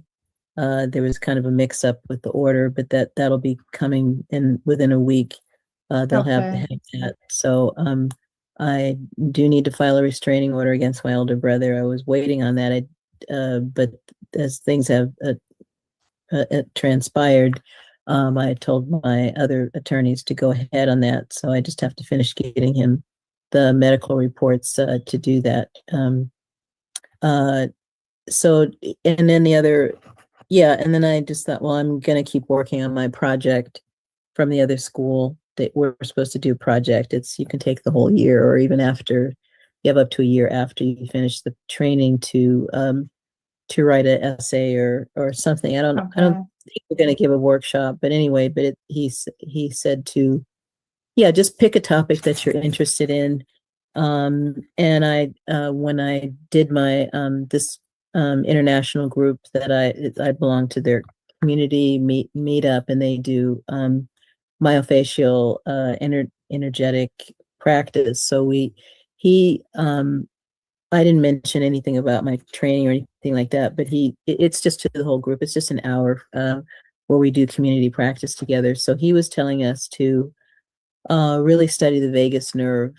He said it's a fascinating, and there's a lot of information coming out all the time. And he said if you want to be good at that group concentrates on self-practice. So I'm interested in self-practice. That's why I go to it. And he said really study the vagus nervous system, because there's a lot of information about that, a lot of new research that's coming out. And he said in order to get good at this, and I always advocate self-practice because that's foundational to any energy work, prayer, meditation. And so I'm trying to regulate. I've got a lot going on, but I'm trying to regulate my meditation instead of it just sort of haphazard throughout the day. When I was younger, it was always right before bed, like a half an hour. but as I got older and more activities, so I'm going to try to rein that in, so that I'm that's part of the self-regulation is, consistency Yeah. of practices, nutrition and all that. So I don't have the nutrition thing under completely under my, although I'm, the I'm going to be working with a nutritionist soon, and a Black social worker contacted me, but for some reason, the social Medicare has had her application for an entire year. I don't know what that's about. She said they're processing a lot of applications or whatever, but I could have, I don't know what to do about that, because I could have gotten her for free without copay through my Medicare, but now I'm not sure where we're going to go with that. She told me to call her back. Excuse me. So my training may go to Washington, not Ohio, like I mentioned before. So this time I asked more questions, and I talked to both of my former teachers, and the second teacher, the female, she said, I said, I asked her, which of the schools have consistency of people coming? Because I said, here in Berkeley, they had to cancel because they had a low student. They didn't have enough students to keep it going. So she told me the one up in Washington, and Washington is just north from here, and it'll be easier to get to, cheaper flight. And I have some relatives. I have some relatives up in Washington and Oregon. So I might be looking at that. So I'm just going to try to keep it going forward. And the teacher, I am going to file a complaint on her with the National Association. It's not okay to dish their students out that way. And I'm mentioned some of this to Sister Africa, but the thing is, there's more to this than what I mentioned. There's a lot more to this. There's a lot more pieces to this. I don't want to. I sent one email to Sister Muhammad because I had another situation with another teacher, and I actually was going to set that up for maybe a discussion with that teacher, but she was so closed. And my other teacher said, "Well, normally the practice is teachers do their teachers training twice before they go out and teach others." So she went out once, and my take on my experience was that I noticed she was doing too much, I think. And so that's not a quick judgment. I have 10 years experience or more doing an energy practice and with different teachers and noticing different behaviors. That was like a bizarre response from her. And I want to call her on that, because maybe it might be a way for her to slow down and get some help with that. There's we're doing nervous system work. So you don't dish people out and stuff like that. You don't speak to them the way that she spoke to me. And I'm not spreading that email around to other people. That's not my intention. But I don't want to go back to that school because I also remembered that the school that I was with is international. I can take a training with them, and I can take my 4th seminar in Hawaii if I want to. And so they just keep it going forward, and they have more, they've been around longer. They have a lot of different teachers, and that was what attracted to me in the first place. So this was a small distraction, if anything, and it may cost me a little bit more, but in the long run, I think I'll have older, more wiser teachers than the one now. She's not seasoned yet. So, I hope she continues to do better, but anyway, I'm not sure how my work will transpire with Sister Africa at this point. I was going to work with her on the polarity therapy to give her background of the elements, and I'm just not sure how that's going to transpire since I have a different focus now. But anyway, that's my follow-up. I don't mean to cut you off. I gotta get ready for another meeting. Hold on, Mama. Where do you need surgery? Well, it's my low back, and he showed me on the film. One of my discs is pushing out, tilting out or forward. I'm not sure, but he wanted to. It's near my sacrum, and he wanted to I didn't like, well, when I met him the first time, this is through workers' comp, he said, well, they referred you to a surgeon. He said, that's what I do. I do surgery. So what that said to me is you want a surgical solution to what might be a simple problem that could be handled by a chiropractor. Because I've seen some backs that chiropractors, I would never think they'd get those backs straight, but with their skill, they were able to get them together without surgery. So I do qualify for. Yeah, I just got a call from the third party carrier that's going to match me up with a pool therapist and physical therapy. So I'm going to tell him to put me with give me Try a that chiropractor. first. Try that first. Because and I'm glad that the teacher said, but make sure you get a gentle one. He said, don't let them do hard, like procedures on you. He said, make sure they're gentle. He said, even if you get massage or whatever, he said, just make sure it's gentle while you're healing your back. And I was kind of shocked to see the film that came back for my that my workers' comp orthopedic surgeon ordered for my lumbar spine, and there was a huge, massive swelling in my myofascial tissue. That's because I slammed against the wall. I hit it with such force and came down that so I have to see what, like, even today when I got a massage on the island where Sister Africa was, I told the massage therapist, he's really good, but I said, be careful of my back because I have swelling there. So I need you to be more gentle. So he was glad I told him that. But so now it's up to me to make sure people, but no, I don't know any kind of surgery like that. And I'm like, I know what a surgery like that is, it'll last for a period of time, but then you have to do resurgeries. He wanted to fuse my disc. And I was like, fuse my disc, I'm still walking. Okay. And then you want to put a screw in there. So when you fuse the disc, they can't undo that. That's a done deal. Sure. And you're messing with my nervous system. I don't know. That's an uncalculated risk to my nervous system as to what the results are going to be. So I have to make sure that's absolutely my, last choice that I need if I need to make that. But I'd go to 2 or 3 people. I'd go to several people before I make a decision like that. But thank you, Brother Hess. These people want to do. He's a slick kind of guy, because he also said to me, he said, you have a large fibroid cyst, and I said, yes, I do. And he said, are you considering surgery to remove that? And I said, they would take my uterus, and he said, so. No, he only wants your money. They get money. Right. They get paid for that. So he not looking for your best interest. He's looking to make a dollar. Yep, that's true. Oh, no, he'd probably get $12,000 or some outrageous sum of money for doing that surgery. If I had a thought about it, I think I'd have tried a chiropractor, but they tricked me into the surgery. Oh, okay. And y'all see how I deteriorated.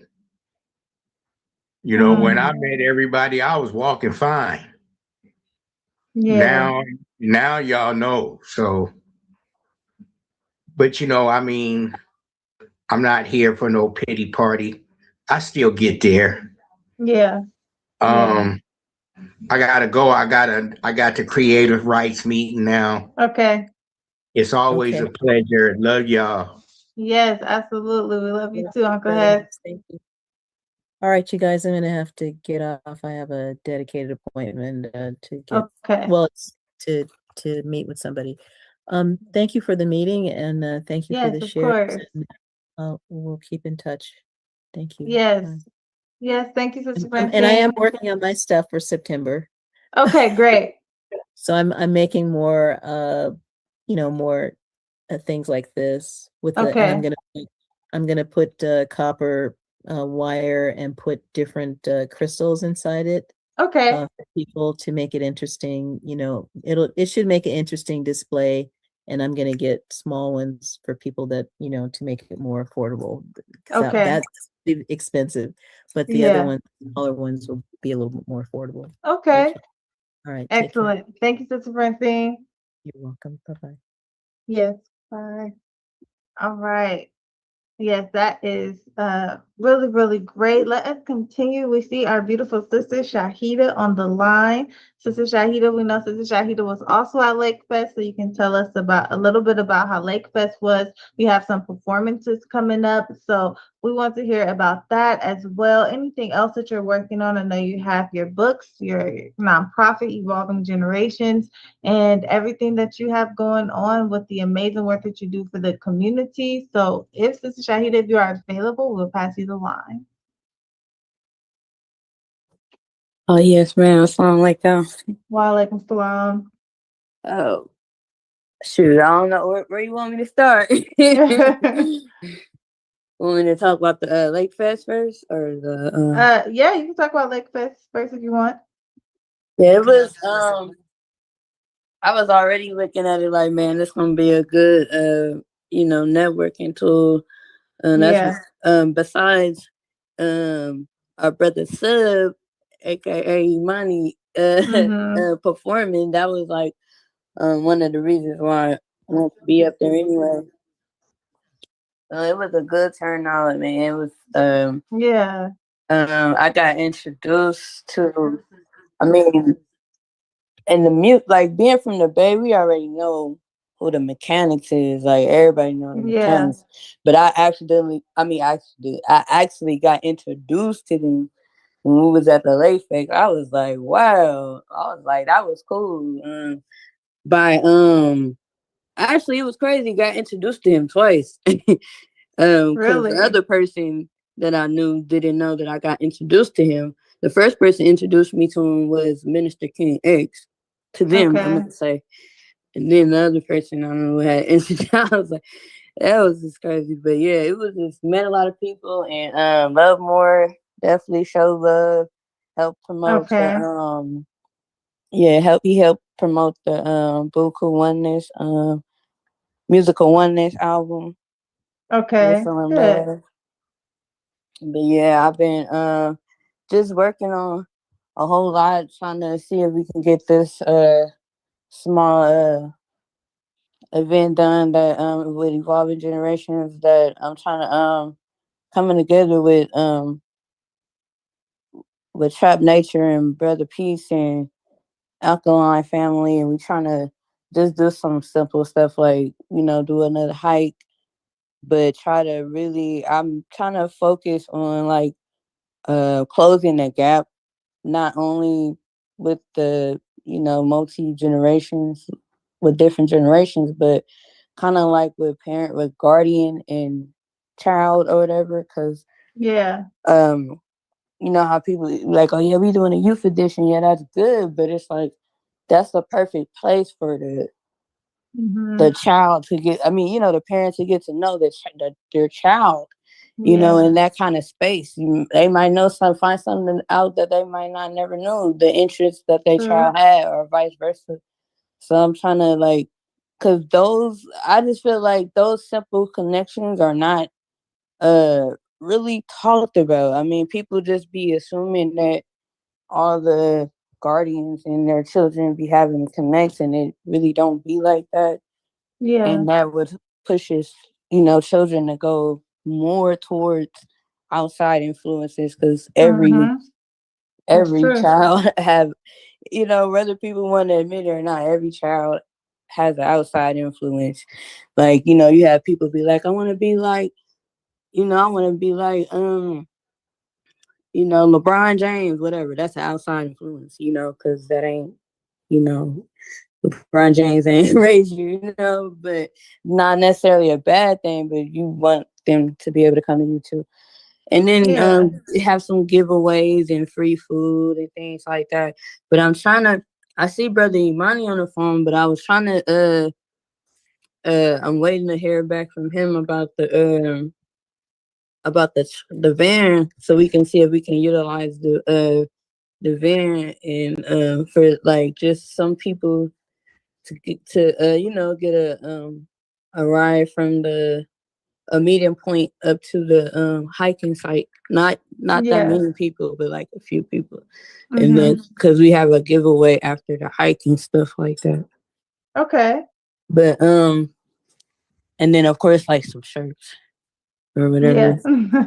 But and then I'm just still on the I'm still doing the work to try to you know, advocate for people. Is I don't know if you heard about our brother from Jersey, named Shaka, who was basically not only got boxed in by ICE, but they beat him really bad, and you know, then the police got to him and they beat him really bad. Not only did they beat him bad, but they took him to jail.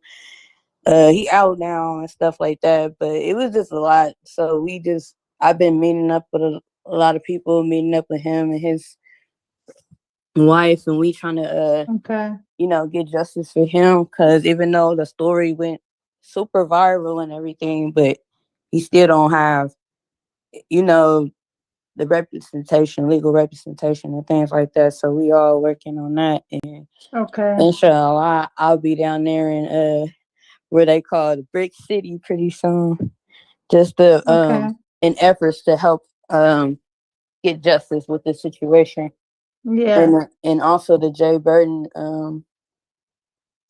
case, trying to striving to help him with that too. So just been doing some, you know, work within work and then within work. Yeah. And working on Yeah. this, working on my parts of music too, my solo project too. I don't want to say solo like as a group, but my own individual project as well. So yes, ma'am. Yes. Yes, ma'am. That's excellent. Yeah, Princess put in chat. Thank you. That's why we work with everyone. It's so pointless if the caregivers aren't involved. And that's a really great point. And there is a concerted effort to continue to separate child and caregiver or child and their parents. And this is a lifelong, relationship that is very, very important.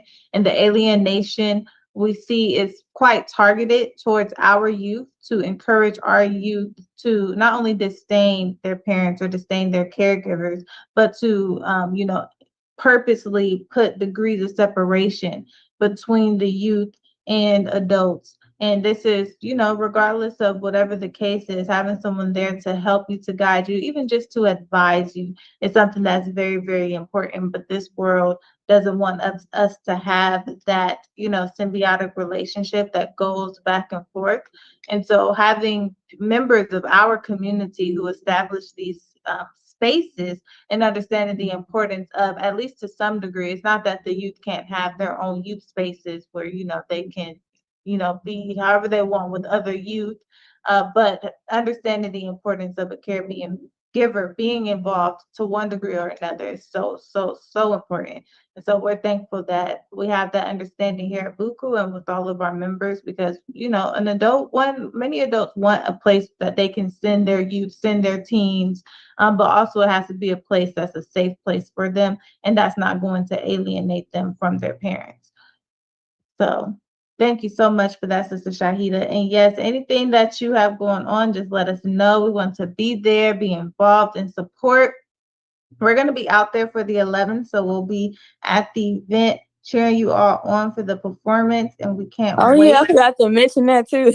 Yeah. It's so much going on. Yeah. Yeah, it's always a lot. Said something. Did he mention that?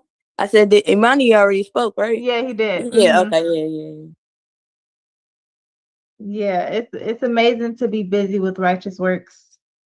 Very good. Thank you so much. All right, and we see Answer El Muhammad, the one. And so if you can share with us how this week has been. He also was at Lake Fest. And I know that you also, along with Sister Shahida and Imani, got to speak to a lot of people and get a lot of footage that we've been seeing on the BUCU Instagram. I'll put the BUCU Instagram in the chat. But answer one of you can share with us how this week has been for you, the milestones you've been blessed to accomplish, and how everyone can support you. Yes, ma'am. Yes, ma'am. We had a very beautiful event out there at Lake Fest. Unfortunately, we wasn't able to see Monty perform, but we did get to spend the rest of the time out there with Imani and his children. And we had some good time to do a lot of networking. So I met a lot of people. We're gonna post some of that on the BUCU Instagram, you know, a lot of because we recorded a lot of the performances. We made a lot of connections with people that were just coming off stage, just inviting a lot of people to BUCU. We may be able to perform at that 707 with Imani and Sister Shahida. Okay. Sister Shahida gracefully said that she'll give me a little bit of her time. And so, you know, if I'm able to make it, you know, then we probably just take one song, and that'll be another really good opportunity. But we appreciate her for that. Yeah. But otherwise, you know, everything else has been going pretty well. You know, we've been staying pretty consistent with the posting of what's going on with BUCU and with the music.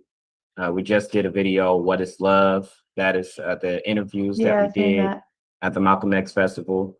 And that was a really good kind of see the brilliance of all our people just on a simple subject as love. Yeah. We got another video from Sister Shahida that's going to drop prayerfully this Friday. It's her actually performing the poem.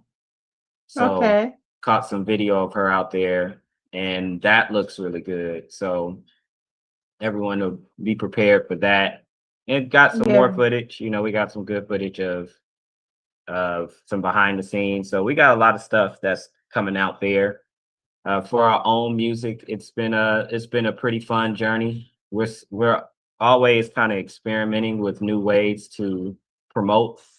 So, you know, we have learned the understanding of, you know, put a video out, cut it up, and then make shorts, you know. Yeah. But there's other methods that they've presented that we want to try. You know, I've seen a couple of little methods of aesthetic shots where some people that will wear clothes that match with the background.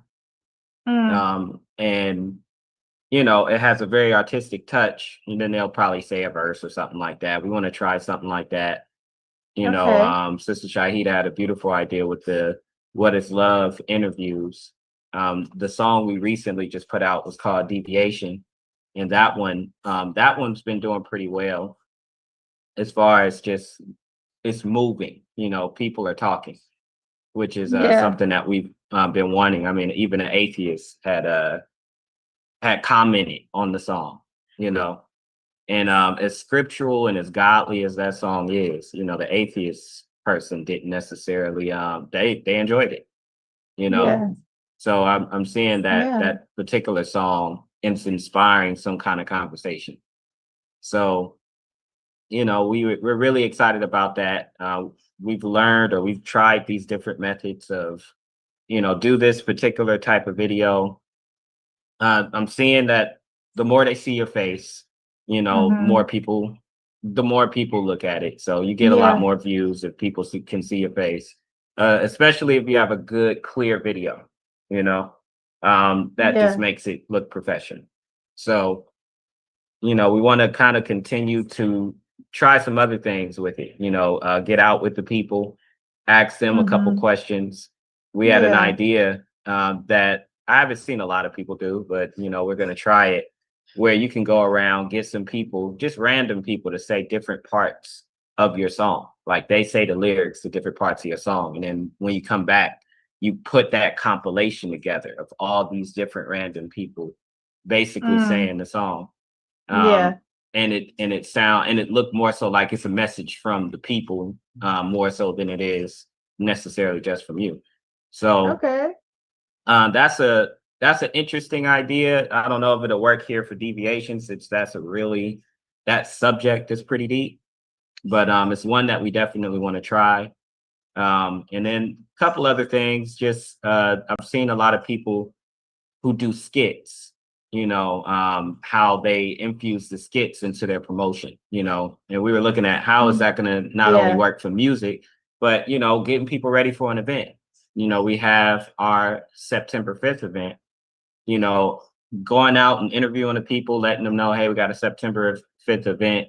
Is there some skits that we can do, you know, that kind of make people want to, you know, excited about the event on the 5th? You know, at Lake Fest, we were kind of studying how a lot of people were grabbing the crowd. you know, because it's one thing to get up there and perform. You know, it take a lot just to do that alone, you know, to kind of get the jitters out the way and then to get in front of a lot of people and to actually, you know, perform your things confidently. But it's another thing to kind of know the science of being able to draw the people to get them ready for you performing. And this is where a lot of performers learn, you know, a lot of crowd participation. You know, what are some things that I could get the crowd participating to fire them up to the point that, you know, okay, now they ready for my song. So we were studying that at Lake Fest. You know, we was watching how Mr. Fab was getting the people, how he was able to draw the people. And you know, very charismatic. We loved how he was able to do that, you know. And so we were like, yeah, we got to do that right there at the September 5th event, you know, get people ready for the performance, you know, and then once the performances are going, you know, they're fired up, they ready.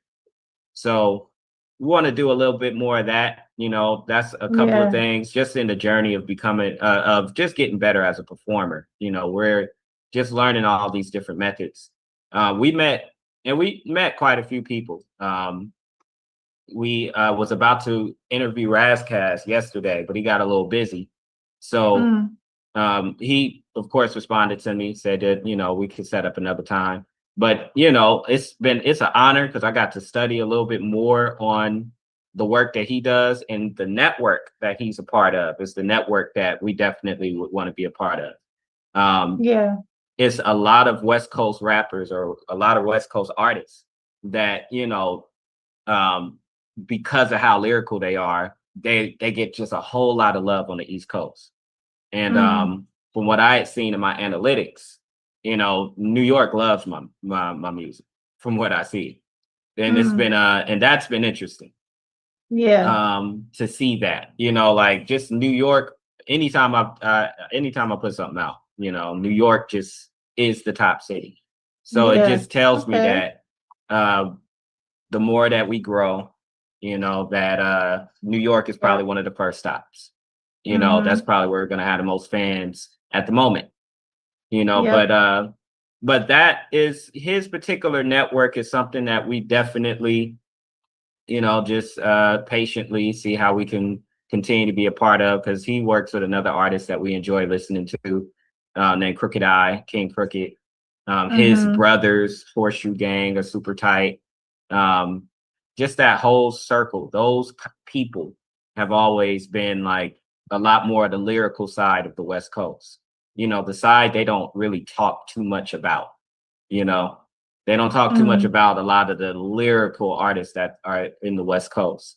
And you know, and Subscribe fits in that category of a lot of those lyrical artists that, you know, can easily go to the East Coast and get a lot of love, you know. So that is that's been a fun experience. You know, I had seen a battle rapper. I took a picture with him as somebody that we would watch. His name was Passwords. And he was I seen a bunch of recent stuff with him. So it was pretty fun meeting him. But just Lake Fest in general, it's been that was a beautiful experience to just kind of study and learn. Of course, like everyone else said, you kind of see where the disorganization was, you know, and a lot of the legends got a lot of their time cut because they didn't have the openers as organized as they should have. However, you know, like we said, or I think like Imani said, the cultural stage just took it really dang near stole the show. You know, I seen the main stage. Main stage was looking really good. Like once it filled up, but it just it wasn't like the cultural stage. You know, especially being over there, we were really close. So Lake Fest and all of that, that just, you know, makes us excited for the events that we're about to be putting on.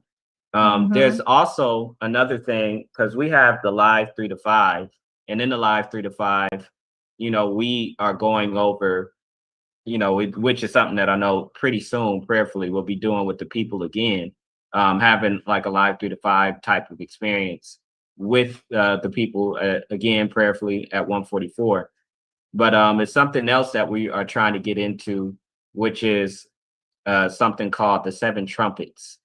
So watch out for that, because that right there is going to dig into the brilliance of our own Black scholars, of our own ministers, of our own teachers.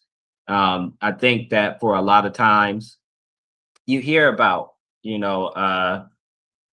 hear about some of the amazing writings of like a W.E.B. Du Bois. You hear about the oratory skills of a Martin Luther King. When you get somebody to actually break down just like how well Martin Luther King spoke, it gives you more respect for Martin Luther King.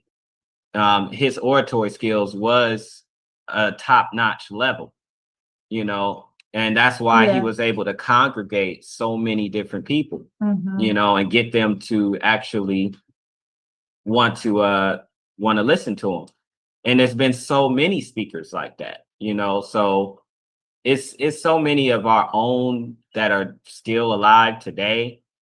I mean, where we want to start is the messenger, Elijah Muhammad. I don't think a lot of people really have put enough respect on the messenger's name when it comes to his lectures. And that right there is going to be a fun experience, because that when you actually break down what he's doing, you actually will have more respect. This is the type of stuff that, if you go to college, and I've been in the college classes, they have speaking classes. I graduated from the Art Institute of San Francisco. One of the classes I had to take was public speaking. So they teach you some of these things, and some of their top speakers, they'll get some of these business owners, CEOs, they'll come and they'll deliver something before the graduation or graduators, at the graduation ceremony. And, it's supposed to be a motivating and very inspiring speech for the students to get them ready for the future. And then a lot of their best speakers, at least here in America, they use them to rally a lot of the voters. That's when they try to pull out their best speakers to get, the rallies going. But they don't put enough, they really have no idea, when it comes to the type of speakers we have. I mean, even if you go back to Fred Hampton, go back to Huey P. Newton, just look at the way they speak. Our people didn't have to go to some of those colleges to be able to rally people in the way that they did and use some very high techniques. But in the nation, right there in the Nation of Islam, one thing about the messenger, Elijah Muhammad, the glorious Most Honorable Elijah Muhammad, he only had a fourth grade education, and he didn't continue in the traditional school system. And due to that, what ended up happening, he was actually taught and trained for 3.5 years, and being taught and trained for 3.5 years, he had such a powerful method. He was able to raise a Malcolm X. He was able to raise a Muhammad Ali, and he's able to raise a Minister Farrakhan. That's right. And when you look at the power of their lectures, it makes you have to look back at what is it that he had. And that's where it's like, really want people to hear some of his younger speeches to show where they all got that from, and to kind of get, where did he get that from? If he didn't get it from the institutions, he didn't get it from any of the colleges. No white college can claim Elijah Muhammad. No white college can claim Minister Farrakhan, nor Malcolm X. None of them can claim any of those amazing speeches that was developed. So that's something we want to dig into prayerfully this week. I mean, we're going to be spending time with our family to get a good format on it, but prayerfully see about doing that a once a week thing where really delve into the power of, these lectures. But other than that, those are some of the things that we're striving to do. And, all we say is just everyone continue to share and push just everything that we're doing here with BUCU. So that is our reports, John. Yes, sir. So, Jolly. Yes, good teaching. Yeah, that sounds excellent. We love learning from, our own experiences and from other events because we can ensure that when we do our event, we can make sure that we account for the fact that people may go over time, and make sure that, the logistics of the event is satisfactory and that we can kind of cover for where things may go wrong. We have a little bit of cushion. That's what the brother who did the floors at 144,000 elect, he talked about how, houses and land moves. And so there's always a gap when they put flooring in to account for that movement. But 144,000 elect, whoever had did the flooring before him didn't leave that gap. So when the natural earth moves, there is no gap there. So we want to make sure that we have enough wiggle room in the run of the show to ensure that we don't have to cut people short and that everyone gets their just time. And for performances, for workshops, and for everything we have going on the day of the event. And so let us continue. Let us get into our discussion. Today we are discussing freedom. There are a few things that we just wanted to update the family on. The Supreme Court of the United States has upheld birthright citizenship. So we need to make sure that our community specifically keep an eye on that. Birthright citizenship was instituted after slavery was abolished to give the former slaves at the time citizenship in this country, because before that, slaves were not citizens. And so the Constitution allowed for them to say, hey, all of these Black people that we kidnapped and brought here and enslaved for hundreds of years, have been here for hundreds of years, for generations, are citizens by birth. However, that also opened the door for other people from other cultures who moved here or who migrated here to also have their citizenship. And so the Trump administration wanted to end that. The Trump administration wanted to use that birthright citizenship was for former slave and not for anyone else as his excuse to end birthright citizenship. However, we know that ending birthright citizenship would open the door for them to continue to dig further into this whole citizenship debacle that they have going on. So we are going to keep our eye on that because we don't trust the United States of America. And if they took those steps to end birthright citizenship, the Trump administration has shown that they will not stop. They will continue. And this is evidenced by something else that the Trump administration attempted to end, that the Supreme Court did uphold and allow for them to end. And that is the temporary protection status for Haitians and Syrians. So temporary protection status is just a status that some immigrants can get if they are coming from a place that is experiencing some sort of disaster, tragedy, something that is difficult for people to live in for their livelihood. They can come to the United States. The root of it is because the United States is the root of most issues going on in other countries all around the world.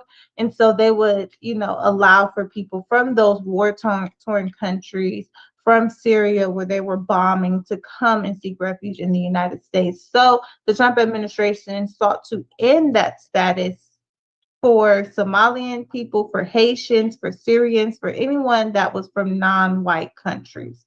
So a judge blocked the Trump administration from being able to end the temporary protection status for a host of countries. However, the Supreme Court just allowed and said that the Trump administration does have the right to end the temporary protection status for Haitians and Syrians. They are still fighting in court to end the protection status of Somali people here in the United States. However, for Haitians and Syrians, it has been allowed. And that means that the Haitians and Syrians have a short time to self-deport. And then after that, they can be targeted by ICE if they do not self-deport. So there's about 350,000 Haitians living in the country and 6,000 Syrians living in the country. And they have not announced yet when the status will officially end and how long they have until ICE will begin to target them. But this is also something that affects Black people.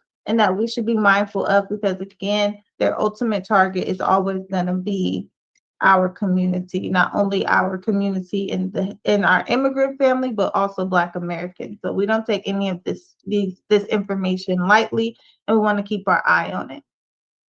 And so these are the type of things that we watch online 3 to 5 as well. We are always digging into these topics, striving to uncover and expose the United States of America, and also just keep our people aware of the things that are happening.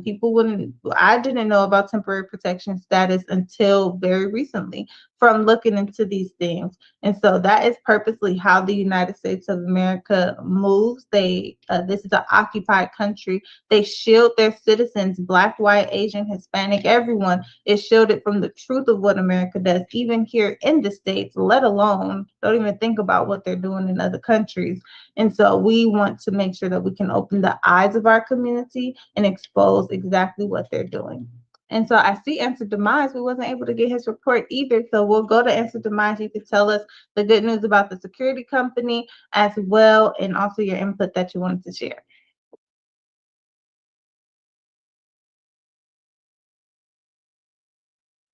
Jalu family, Hey, it's Jalu. Yes, we can hear you. keep it real brief. Just first, so we want to say yes, the security company is in position to move forward with a few things that we need to just take care of so that we're in legitimate position as far as business goes. So that's a good thing. We waited more time than we should have, and we're not going to say that that it's not how it's supposed to be, because everything is on time, in time, to a degree. But as everyone knows, they definitely try to hold us down and delay us. Yes. For whichever period of time that God wanted that done. So now He's brought us through that part. We've got to take care of a couple little business adjustments. So prayerfully, we'll have that done in the next 2 or 3 weeks, and then be open for business. And right. So that's pretty much the end of it right now.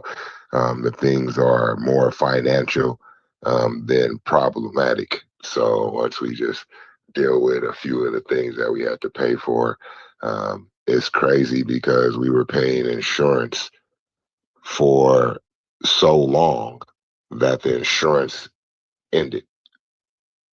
So that your policy is only 6 months at a time. And our policy, we tried to go and make a payment. It was like, you don't owe us no more payments. Your policy has come to a completion.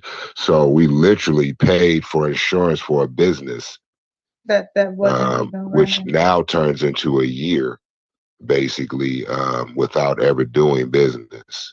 And so that's a part of that. Well, nevertheless, I don't want to be like, but yeah, we want to state these things because, yeah, for sure. The trials and tribulations can be frustrating to us and our loved ones trying to start stuff and get stuff started. And that God is on your team, but at the same time, you like these devils is really holding down the process. But here we are. So with Essence Security and Protection Services, we are in an official capacity. Once we put up our website and go back and deal with the insurance, we want to check before we get that policy again. We're trying to check a couple other things because we had a few other places that we were working on. And so that's really the only holdup is to pay that, and then to pay that and have the website up and going, and then print out the patches. So then we are really in an official position to look for contracts at this particular moment. We could look for contracts that necessarily don't start today or next week or whatever, but we can go ahead and start to do business to a certain degree. That's kind of where it is right now. And so we are looking forward to dealing with it because we are establishing a database now which we already have a certain, I mean, I know so many people that give me all the information, they guard card, they name, they number, they want to work.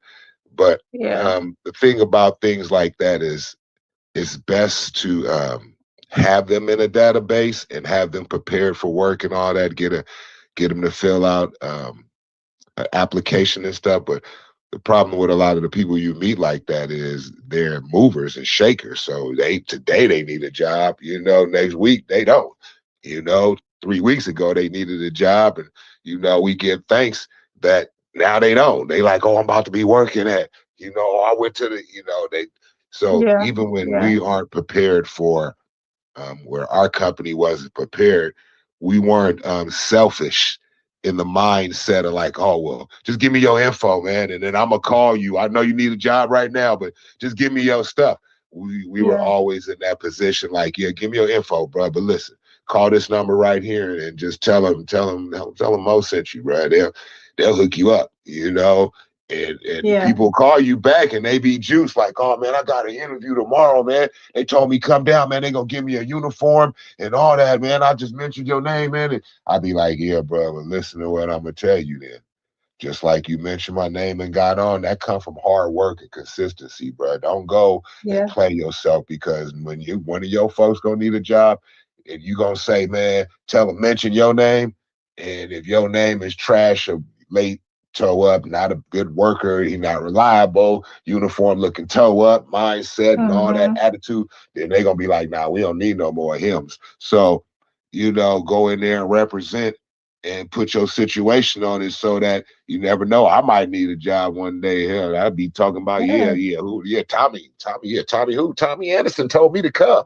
He said it was good, so I'm never not thinking about how circles come around.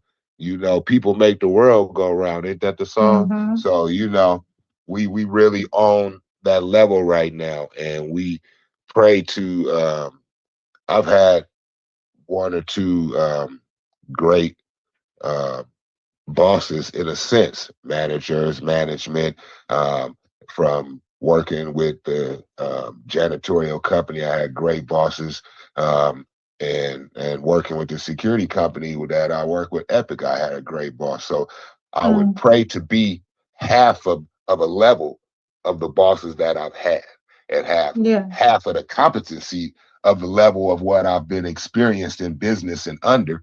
And I know that I'll be, in a position to where our family can succeed, and I'll work hard for it so that we as a whole can be together. So that's really all it is. We try to take experience from where we worked and who we worked for and how they did it and how they put it together, and made things available for self to really be able to be in that position. And we want to be able to offer that to other people. And then is Brother Money still on the phone? He isn't actually. Sorry.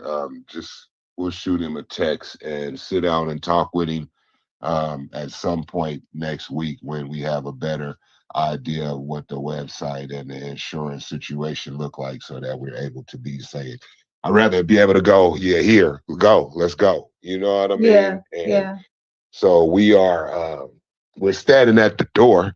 We got keys. And so, we working on them locks. Sometimes them little plastic locks that hold down lions in a paper cage. It's the mindset that tell you if you just stood up and stretched out, you wouldn't even be trapped where you are. So we try to make sure our mindset stay and develop that. And then just a comment where Self was talking about with the messenger's teachings, and how it developed the mindset of all these brothers to be able to speak and use eloquency and power and force and experience to be able to speak to our people.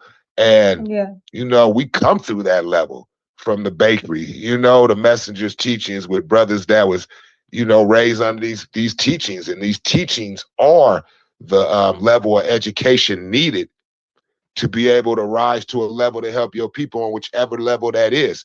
Everybody not about to go talk to no college bred people. Everybody don't got them words like that. Everybody not about to go talk to nobody at church. Everybody don't got that.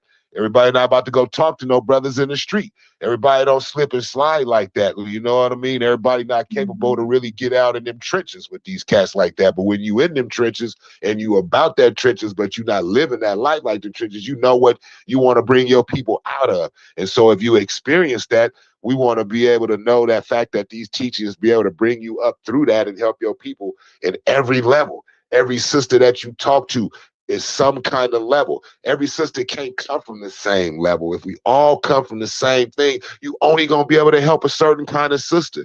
But when you got the mindset and development of all these different kind of sisters that come together and y'all singing in harmony, it's a beautiful tune to more than one person's ear. When you sing in harmony, you could have thousands of people that don't live together, don't talk together, don't work together, don't eat the same kind of foods, and in a sense, don't drink the same kind of drinks or do the same kind of things, but in harmony, they standing in the crowd listening to the beautiful sound coming out of the sisters' mouths and out of the energy of their heart, and they harmonize with that. It's these teachers is the same way. So when you got all these sisters get online, y'all bring a certain harmony and a certain motherhood that comes in a nurturing mindset that comes in and it develops through us. And as brothers, we need that. We need sisters on the line to be able to tell us no, yes, maybe, that ain't cool. And it be like that, and it be sisters that we can respect and that we know stand firm on where they going, where they been, and how they are, so that we can respect that. Because it's hard,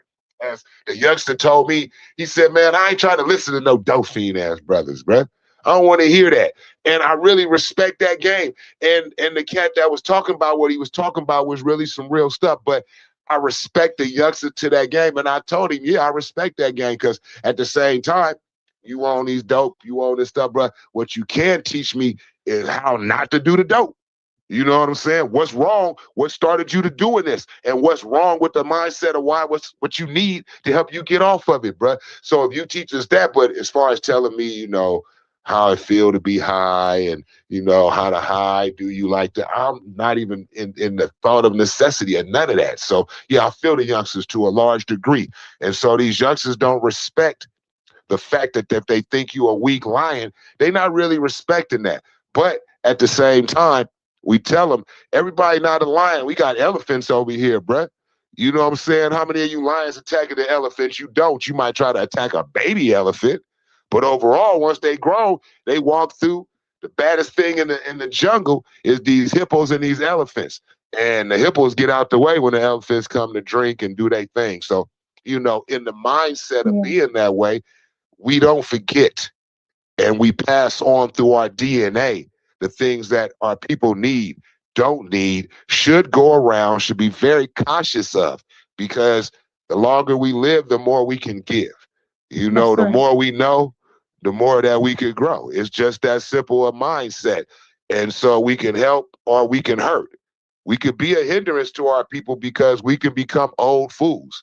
Brother Bay used to say knowledgeable fools. He'd be like, well, what you do with a knowledgeable fool? You see what he's saying, take evaluation of the parts of what you know, and the rest of that, you step him to the side, because you realize that if you know all this and you do all this and you're not getting nowhere with it, then you might be tripping, you might be slipping, or you might be the rust on the door that makes it squeak. So it's not a problem. Other than that, yeah, we good. We really praying for this security company to move forward, and family, as it does, we want to make sure that anybody that need to be able to work is able to work with us and get contracts with us and get contracts out there for us and be able to do what we got to do and grow. So Jalu. Yes, Jalu. Yep, good teaching.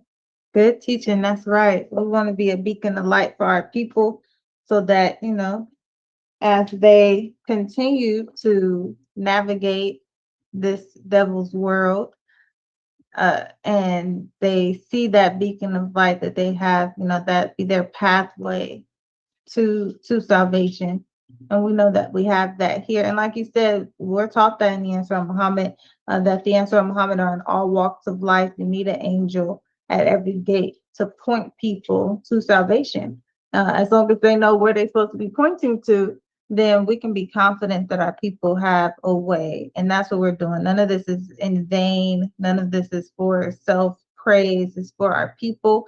And we know that they need this and they'll appreciate it. People actually love knowledge. And once they start getting real knowledge that actually sparks that part of their mind, that's the ancient of days. And then you'll see that it's not that Black people don't want to learn. It's just what you got in your school system isn't, it's nothing but white history. It's nothing that really sparks their mind. So we want to spark the mind of those who we know, we're confident the Savior has put in our community exactly what we need. And so we are thankful to have this program of BUCU, thankful to have all of our family here.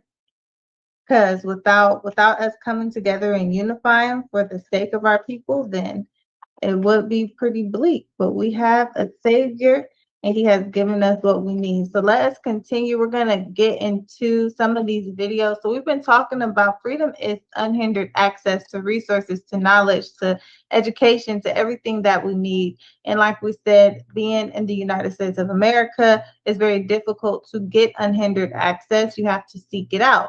So we want to make that easier for our people. Of course, in the meantime, we can share with our people what it truly is like on the beautiful continent of Africa and exactly what we can do and what steps we can take for those who are interested in repatriating, or just for those who are interested in having a land in Africa. Even if you decide, like some of our people, to be bi-coastal, then you can do so. And it's not something that's difficult, especially if we come together. So we have a few things that we can share. We first want to start with our brother Eric. He actually moved to Ghana. He purchased 200 acres of land and he's building his mud back homes on that land. So there is an updated video of some of the progress that he's made. I think we watched the video from 2 years ago. He only had about 4 or 5 of the houses on the land. So now, 4 months ago,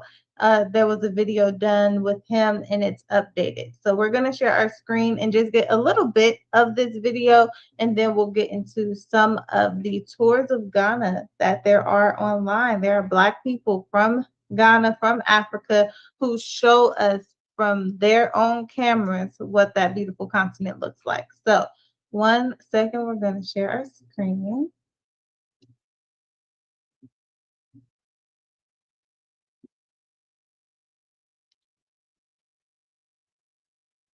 Okay. All right, guys, so today we are traveling all the way to the eastern region of Ghana, a city that is about 2 hours drive from Accra, the capital of Ghana. And there is a man that is here in this city called Somenya. And this guy traveled all the way from the United States to Ghana, and he's building some beautiful projects that I want you all to see. So come along with me. Let's go see this incredible project that I'm talking about. If you're ready, be sure hit the like button, subscribe if you're new. Let's go.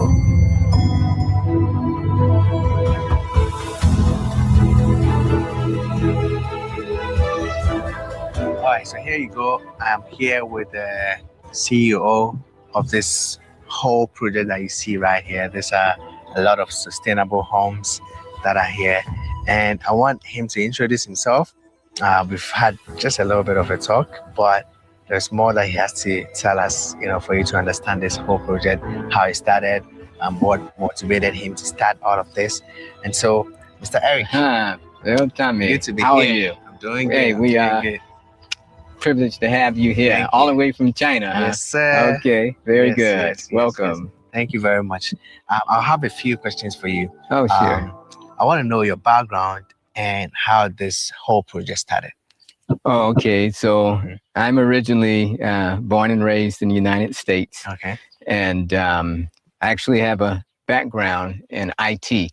So I graduated from a school called Florida A&M University in the United States, and with a background in computer science. And but for the past maybe 30 years, I've been an entrepreneur, starting businesses. And I've actually, one of those businesses was a custom home builder. I didn't do much, but my own home with that. But it gave me the experience, and I helped build a couple more projects in the United States. But when I came here about 10 years ago, I was just relocating to kind of be semi-retired. And I wanted to live outside the city. I wanted to be self-sufficient. And so I found 5 acres outside the city in the mountains. And I built an estate there, which was, you know, my home, organic farm, had my own solar well. And then I went and decided to sell that home. And we put it on the internet, and I had one of my friend who's a YouTuber. He put it on his channel, and it sold in about 10 days. And so once it sold, people started contacting me from all around the world saying, hey, we saw that home you built in Ghana, and we want to do something similar, but we're afraid of being scammed. Do you have a picture of that home that you had? Oh yeah, I would share it with you. I would share it with you. It was an earth bag home. So instead of being built with the blocks, it was like these bags, you fill them with dirt, and you stack them on top of each other, and then you plaster over them. So it was earth bag. And so, but everybody was fascinated with what I did to be self-sufficient out there. So, you know, and when I went to purchase that land out there, everybody thought I was crazy. Even the locals were like, you know, Bruni, what are you doing? You're going in the bush to purchase land, and you could afford to live in the city. Why are you doing? I said, you know, I just want to be outside the city. And it was like, but in the bush. And but as soon as I purchased that land and cleared and made a road, people purchased all the land around me, and it went up in value. So now, the land is very expensive over there. But, you know, when I went, I was the only one there. So, so that led into this project. When people started contacting me, they said, yeah, we want to do something similar. So I was like, okay, you know, why don't we find a large piece of land and build a similar off-grid community, you know, with self-sufficiency, eco-friendly type of environment. And that's what we're doing here. Awesome. So what is the name of this project that you're building here, Mr. Eric? Okay, so we call it Migrating Culture Crossing. And the reason we call it Migrating Culture Crossing is because if you think about 400 years ago, our ancestors, they migrated from Africa to the West. And even though it was involuntary, but now 400 years later, they're migrating from the West back here to the East, and it's voluntary. And so, and it's a migration of cultures, you know, and they're crossing the Atlantic. So that's why we call it Migrating Culture Crossing. Awesome. Okay, we're going to go to the tour of the home just so that we can see that these are beautiful modern homes on the inside. Yeah, single family. Full building. On processed foods, the lifestyle is terrible. So I wanted a lifestyle that was closer to nature, you know, so that you're eating food without chemicals on it. And, you know, things are much healthier. And that's what I envisioned for myself. So that's what I implemented in this community. Wow. So this is a 1-bedroom home. Okay. So, yeah. So the full building is just 1 bedroom, or it's 2 different? So you have 1 separate bedroom, and then you have your bathroom. Okay. And then this one, interesting enough, was designed with a walk-in closet. Oh, I see. Yeah. Wow, that's a lot of space. And here is the go out? Yes. Oh, I see. Yeah, that's another door out. But this was, you know, just kind of a unique design here. Nice. Yeah, so we wanted to have doorways that lead out to the courtyard. Encourage people to come out. And once we get finished, we have, you know, like I say, little benches and areas to socialize. Yeah, because, you know, a lot of of owning a home is about the social aspect. And if you're not doing that, then why are you living there? Yes. I see inside of the rooms are more, it's chilly, like it's more cold. Yeah, it's because of the material. Because of the material. Oh, I see. Yes, the earth blocks keep it cooler. Awesome. So this finished. They're just about to put. Do you let the people who buy it bring their things in, or you provide the things? No, they can bring their own furniture, but we also own it. We sell a furniture package where we'll sell you all the furniture and appliances as well. So, however, and we build those right on site. Yeah, we build all the furniture. So let's say a building like this, 1 bedroom. You got a kitchen, you got a bath, you got a hall with an extra wardrobe room. How much are we looking at for something like this? So this one, the 1 bedroom single family home, I believe is about $68,000 US. Okay. Yeah. Awesome. So guys, you got it for yourself. Okay, let me show too much. Let's see. Here's the kitchen. They're going into. Let's look at the kitchen a little bit. So yeah, granite countertops. It's the refrigerator. NASCO. Yeah. So well finished. Yeah, and it's about the finishing. Real hard wood. Yeah. Yeah. So, so you can see, very sturdy. Yeah. Is this a cook? Yes. Yep. We got a cooktop and an oven. Okay. It's new. So. Okay. Yeah. Looking good. So, then you got a cooktop on there. Then we got a whole house water heater that we'll put here. So it'll have a water heater in here for the entire home. So we just add, granite countertops here. So we just try and add value throughout the home that you won't typically find. Mr. Eric. All right. So that's one video. I think the earth bags are very, very interesting.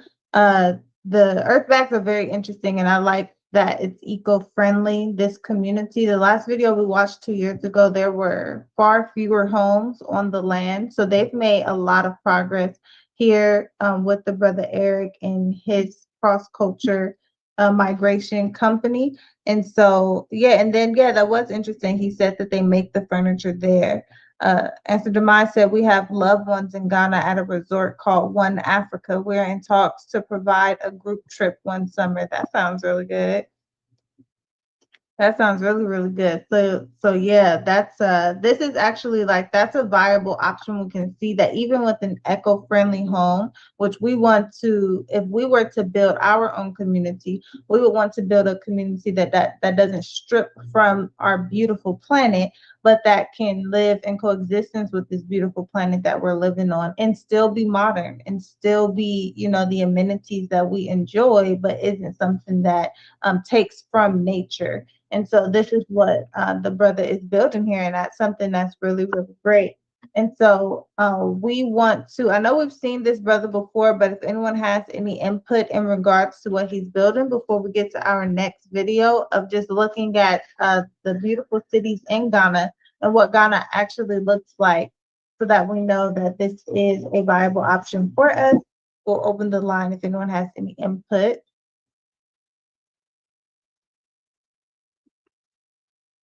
Okay. All right. So let me share. It's Shabbat. I just like to say, can you hear me? Yes, we can hear you. Can you hear me, sis? Yes, we can hear you. Hello? Shabbat? Oh, you must. No, I was just gonna say that what he's doing is beautiful, and it's some angles you could look at it and say it's hard. You could look at it from a different angle and say that's easy to do, but it's about the the endurance, the stick to itiveness that we have as a union. He's doing it more so by himself going in and brought peoples in with him later. But we'll be going in with a community. Yeah. So that's where we already ahead of where he started from. He started, he noticed after his first home, he sold that and ended up with the 200 acres. We'll be going in ahead of that, even though let's say we don't get 200 acres, we only get 50 to 100. And then the other finance that we have accumulated, we use that to buy materials, to pay the workers, because we'll be working there ourselves, we'll save on that front, because we be doing some of the labor as well. The first couple of homes that we put up won't we could decide if they're gonna be for sale or are they gonna be for us to live in while we building the other ones, or are we gonna live in a tent while we build the homes and sell them as they being built?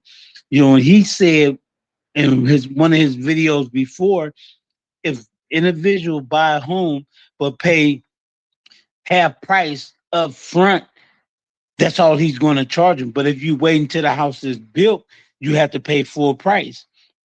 There's different ways we can look at it. And then we also put into that equate, because when he said that one bedroom was valued at 60,000 American dollars, one could say that's a lot for a one bedroom. But he also mentioned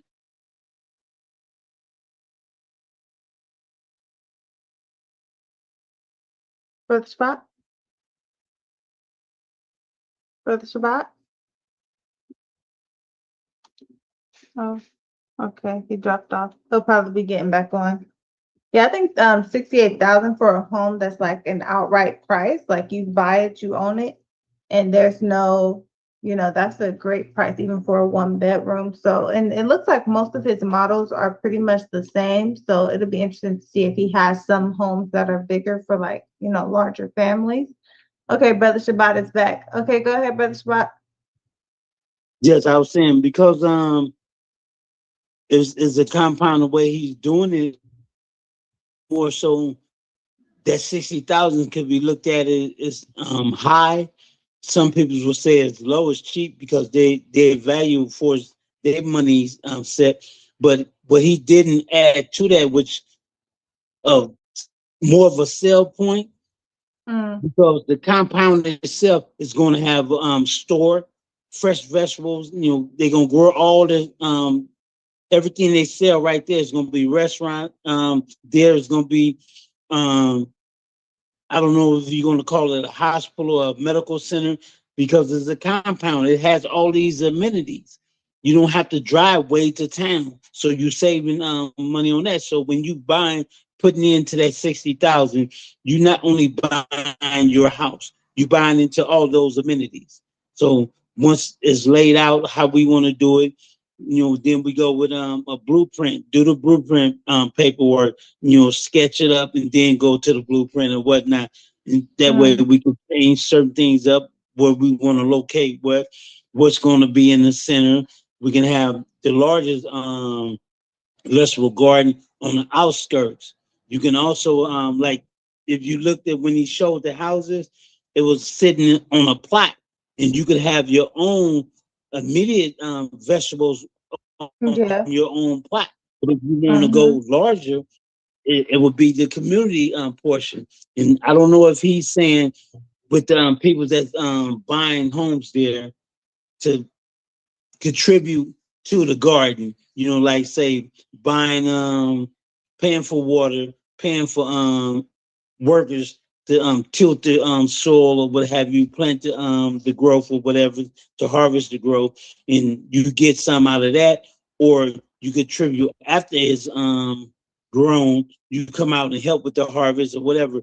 All those amenities that we have to look at and see exactly how we're going to go about this.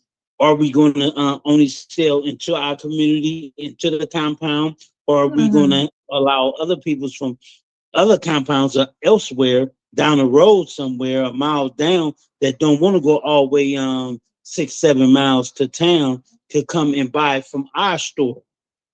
So all that was what you buying into when you buy a home there.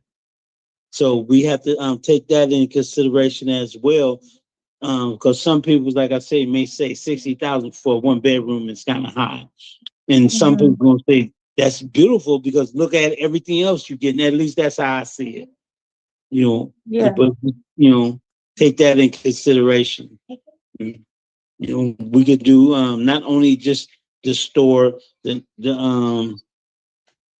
medical center and stuff like that. We have other shops where we selling other goods, not just what we are growing, but what we're making. Like he's making furniture for the apartments. Yeah. We can make furniture for other people's apartments outside of our compound. You know, a lot of other things we could do with that because it's our land. We do what we want. We furnish what we want, put out what we want. No one is coming in and telling well, you can't sell that. What do you mean? This is mine. I can sell what I want to sell. It's not harming no one. Anyone. Yes, there's rules in our county and the state of all of that. But once we find out all of that, we just go and keep pushing. I'm so through. This is just not my first time, looking into Africa. Before I came home, I was, pretty much into it because me and quite a few my Muslim brothers that some of them already went over there that got acres already. And about 4 or 5 months ago, I got my last word back from it. It was talking about when I'm coming home, when I'm moving. I'm like, well, I don't see myself moving anytime soon, but I do plan on coming visiting. I just haven't decided where it's going to be, where I'm going to move to. Just a research, and we all can research and come and bring our heads together and see what's best for the compound. Because once we do the compound, doesn't mean we can't do something outside of the compound as well. You have a home in the compound, and then you say, what if I want a home in Tanzania? Okay, you can buy a home in Tanzania. Do we support you? Will we help you? That's up to us, and to the individual that want another home in Tanzania as well. Because if we live in this country, that doesn't say we got to stay in one country that we go to or one state in Africa. We could have several homes. The world, the earth is our oyster. That's right. Allow us to go, to spread. This is what we're here for, to plenish the land. Yeah. To give our peoples what was taken from us. Yep. I'm gonna stop running my mouth because when it comes to this subject, I'm really deep on it. So I'm gonna stop there and be patient. Let someone else speak.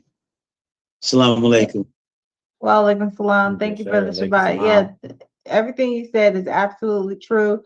And yeah, we can see there are so many people who have moved back to Africa from all across the diaspora, from the Caribbean, from Europe, from America. And we have to study these people so that we know not only what we can expect, but they share their lessons, what they've learned, how to look for proper land, and things like that, which are important. Ghana experiences a lot of flooding down in the city. So I wonder if Brother Eric, who has built his community in what's the village called? In the Somania village, if he took that into consideration. It says that Somania village sits eastern, roughly 30 to 40 miles from Accra, and it's above the flood zone. So maybe he considered that. So that means that he did research. And so those are the type of things that we want to make sure as a community that we do. We do research, we think about the infrastructure, and then we talk about how we can give back, not only to Ghana, but to the people of Ghana, because we don't want to come in like colonizers. That's a big thing that I think that we should always keep in mind, that when we come there, we want to not just come and just thrive, but give back to the community of people who live there. And every single day, taxes, however the case, everything that can feed into the economy, into the people, that's what we want to do as well. So here's a video. This is from African Informant YouTube page, and it just shows the beauty of Ghana. Ghana is a beautiful country, just like all of the countries in Africa. And there are plenty of countries that are experiencing a lot of efforts to destabilize the countries. However, even with that, in some of these countries, a lot of countries in Africa are just as developed, just as beautiful and thriving as any other country that you may see in the United States. And there are places in the United States that look like third world countries that are not developed, that don't have basic internet providing. You know, you go to some of the stick areas in Louisiana and Mississippi, you might think that you're in a totally different country. So we want to really expand the mind of our people to understand and be confident that America is not the only place on the planet where you can feel like you have a modern, you know, life to live, that you can live like that in Africa as well. And so we're just going to get a little bit of this video because it's about 8 minutes, but it is exciting to see our beautiful people living all over the world. Okay, we have a commercial. Population of about 35 million people, Ghana is the second most populous country in West Africa after Nigeria. In today's video, we are going to cover the top 7 most beautiful and largest cities in Ghana.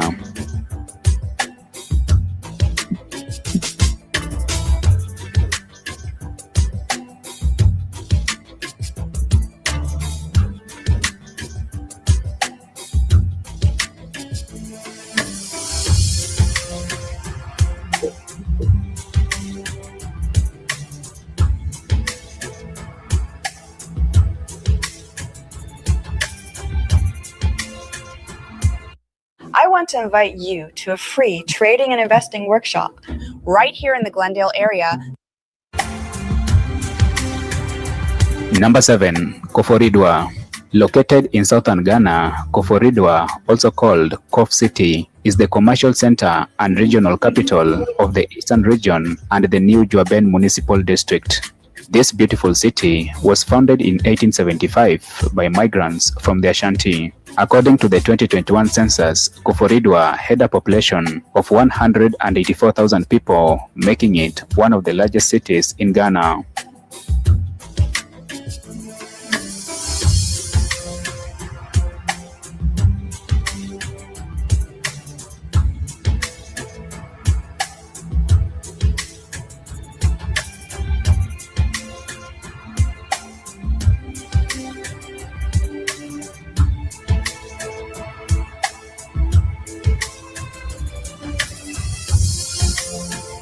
Number 6. Cape Coast. Cape Coast is one of the most beautiful and unique cities in Ghana. Cape Coast is a major fishing port and the capital of the Cape Coast Metropolitan District and the central region of Ghana. With the Gulf of Guinea situated to the south, Cape Coast is one of Ghana's historic cities and is a World Heritage Site, being home to the Cape Coast Castle. Cape Coast is also one of the largest cities in Ghana, with a population of 190,000 people as per the 2021 census.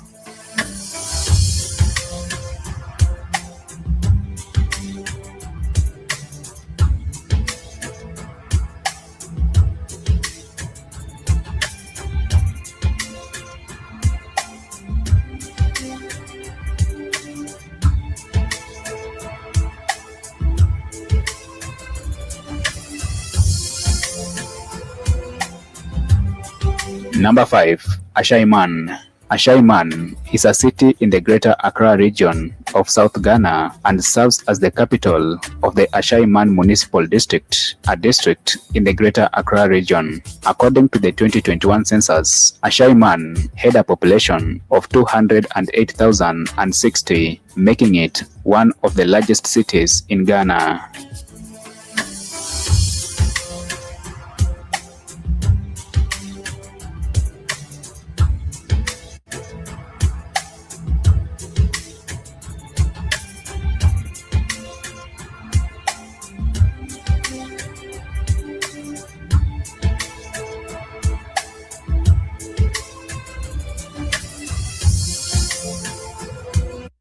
Okay, so that's just a little bit. He has just a compilation of some of the beautiful cities in Ghana, and it looks just like any other city. They have traffic, they have freeways, homes, high-rise buildings, everything that you could need.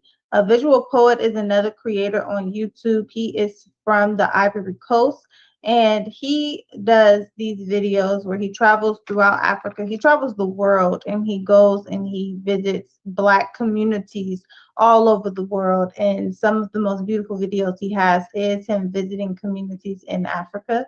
And so he has this video of him going to the beach in Accra, in Ghana, and his videos are just great. You should watch anything that he does. He's just showing not only the beauty of the country, but just the people, the community, and traveling throughout all across Africa and India and on the islands in Hawaii and Fiji. He goes everywhere. He visited Palestine.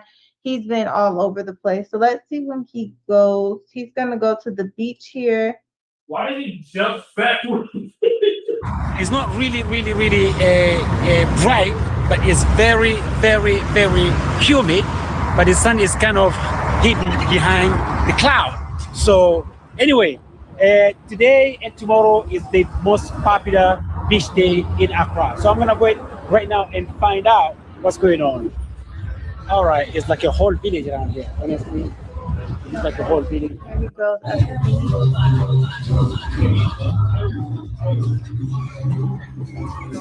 I can see the summertime around here. It's very crazy. It's a horse is everywhere. Horse is everywhere.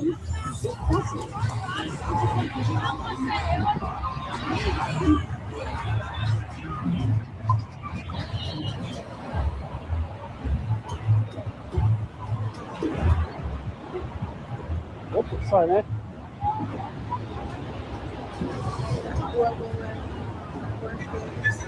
All right, guys, I'm on the beach now. This is the Labadi Beach, Accra. You know, it's the weekend. It's really packed. You know, so yeah, I think I'm gonna start walking over there and come down. You know, again, just one place. Labadi Beach is one of Accra's most popular and lively coastal spots. Located along the Atlantic shoreline, it is known for its golden sands, vibrant music, and energetic atmosphere. On weekends, the beach comes alive with local drummers, dancers, horseback riders, and street food vendors serving Ghanaian favorites. It is a perfect blend of relaxation and culture where visitors can enjoy the ocean breeze while experiencing Accra's youthful festival spirit. As I stand here, memories begin to float back. I've walked along this beach many times before, back in the 1980s, when the air felt just as warm and the waves just as gentle. Not much seems to have changed. The teenagers I once saw running across the sand are older now, and the food stalls that once stood here have taken on a more modern look. Yet the spirit of Labadi Beach remains the same, timeless and full of life. All right, so our time is getting short, but everyone should look at his channel. I'll put his YouTube link in chat. The latest place that he's been is Bangladesh. He's traveling throughout Bangladesh. It looks like he's been there for a few weeks. And so he has an amazing channel, but this is just a piece of what is possible for us when we make the decision to, go to another land, to repatriate. And so one of the best ways to get started is, of course, a land fund, which BUCU will spearhead, and we'll be planning that committee preferably soon so that we can begin to collect funds for the land that we want to buy and actually, put forth the steps to purchase some land on the motherland of Africa, purchase some land here in the United States, because of course we have to go step by step to Africa. And then we can begin to talk about the important things that we learn. How do we unify? How do we ensure that things are fair? How can we ensure the safety of women and children? How can we ensure the safety of just our people overall? How can we address issues, crime, disputes, conflicts? These are things that are like right in our bylaws for BUCU land. And so we can go into those type of discussions as we plan to repatriate and as we plan to purchase land first here in America. And of course, our overall goal is on the motherland of Africa. And we can see just how easy that is to do. And so we'll open the line for more degrees within degrees of how you all believe that we can do this. Not only just the funds part, because we know that that part is relatively easy. We can put a fund together, save, build it up. Like Brother Shabbat suggested earlier, it could be $1,000 a month from everyone, 500. It can be whatever everyone can afford so that we can put it towards this land. But then after that, we're talking about a bunch of our people living on one land. We have to prepare for everything. We have to think of every avenue of what could affect our unity when we embark on a goal like this. And so we'll open the line as we land this beautiful ship.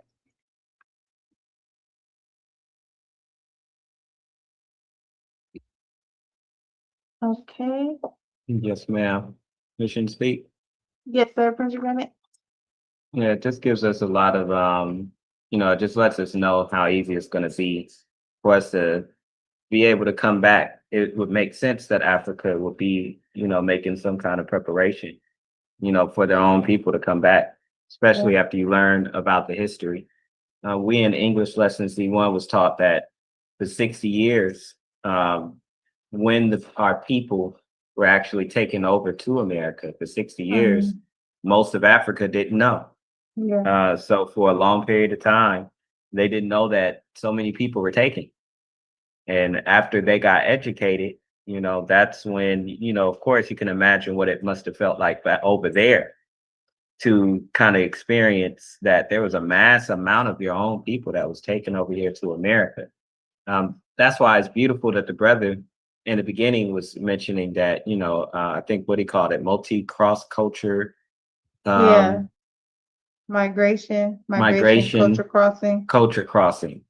He made a very beautiful name, just kind of in honor and the understanding of that, and a lot more of that attitude is growing over here in America. I'm sure everyone has heard about the Blaxit movement, where I think just throughout that whole movement, anytime you hashtag Blaxit, you're going to get a lot of information about many other programs that are coming together to get our people ready, not only with the visas, but also just the information you need to know when leaving America. And first and foremost, coming over here going to Africa or any other country that would accept us. The messenger had laid out that there was, New Zealand would be willing to take some of our people. Cuba would be willing to take some of our people. However, the messenger did say something very important, which was, you can't go the way you are now. You have to be rightly civilized. And that in that particular department, you just look at what benefit we'll be bringing over there. So it's one thing to leave. We always kind of keep this balance, whenever we speak about the Blaxit or anytime it's anything in regards to leaving America. We know that in the end or in the judgment, you got to prepare for that. America is a target. There's a whole lot of karma that America has to experience.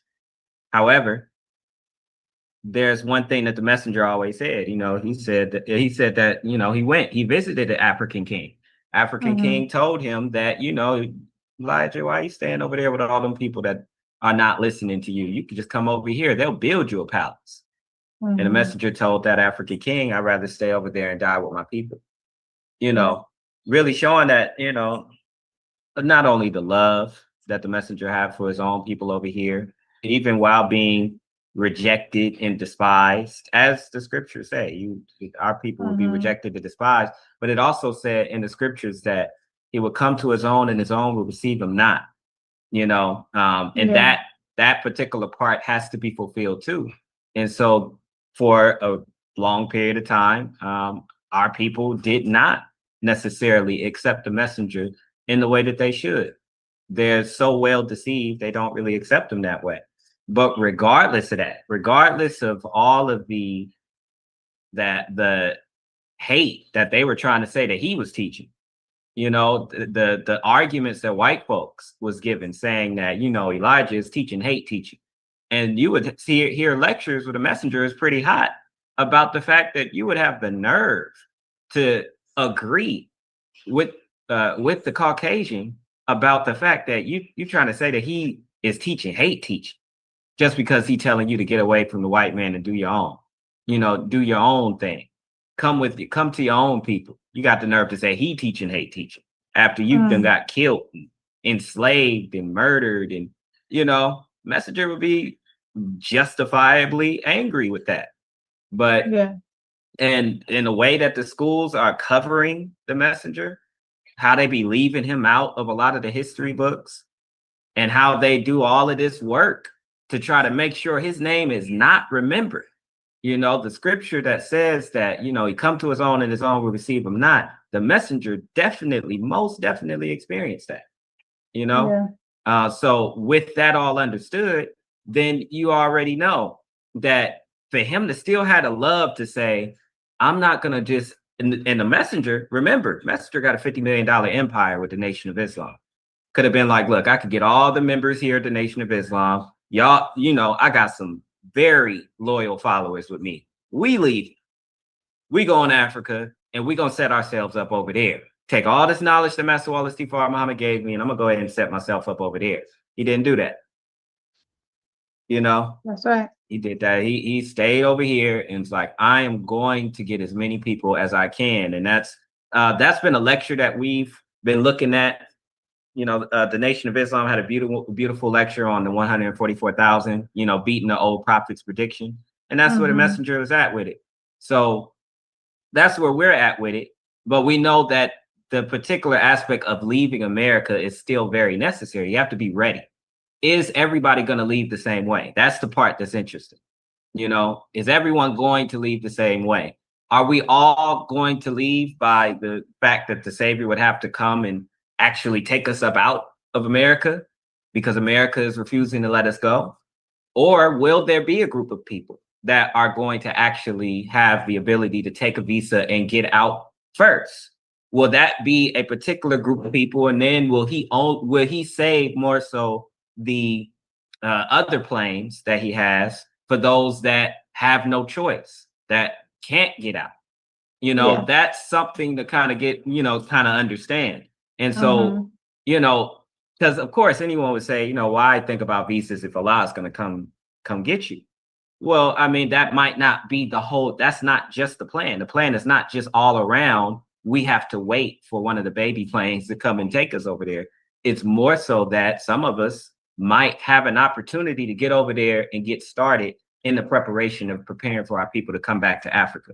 When our people go over there to Africa, like Ansarel was already given in a beautiful opening, you already know the type of corruption that they're dealing with.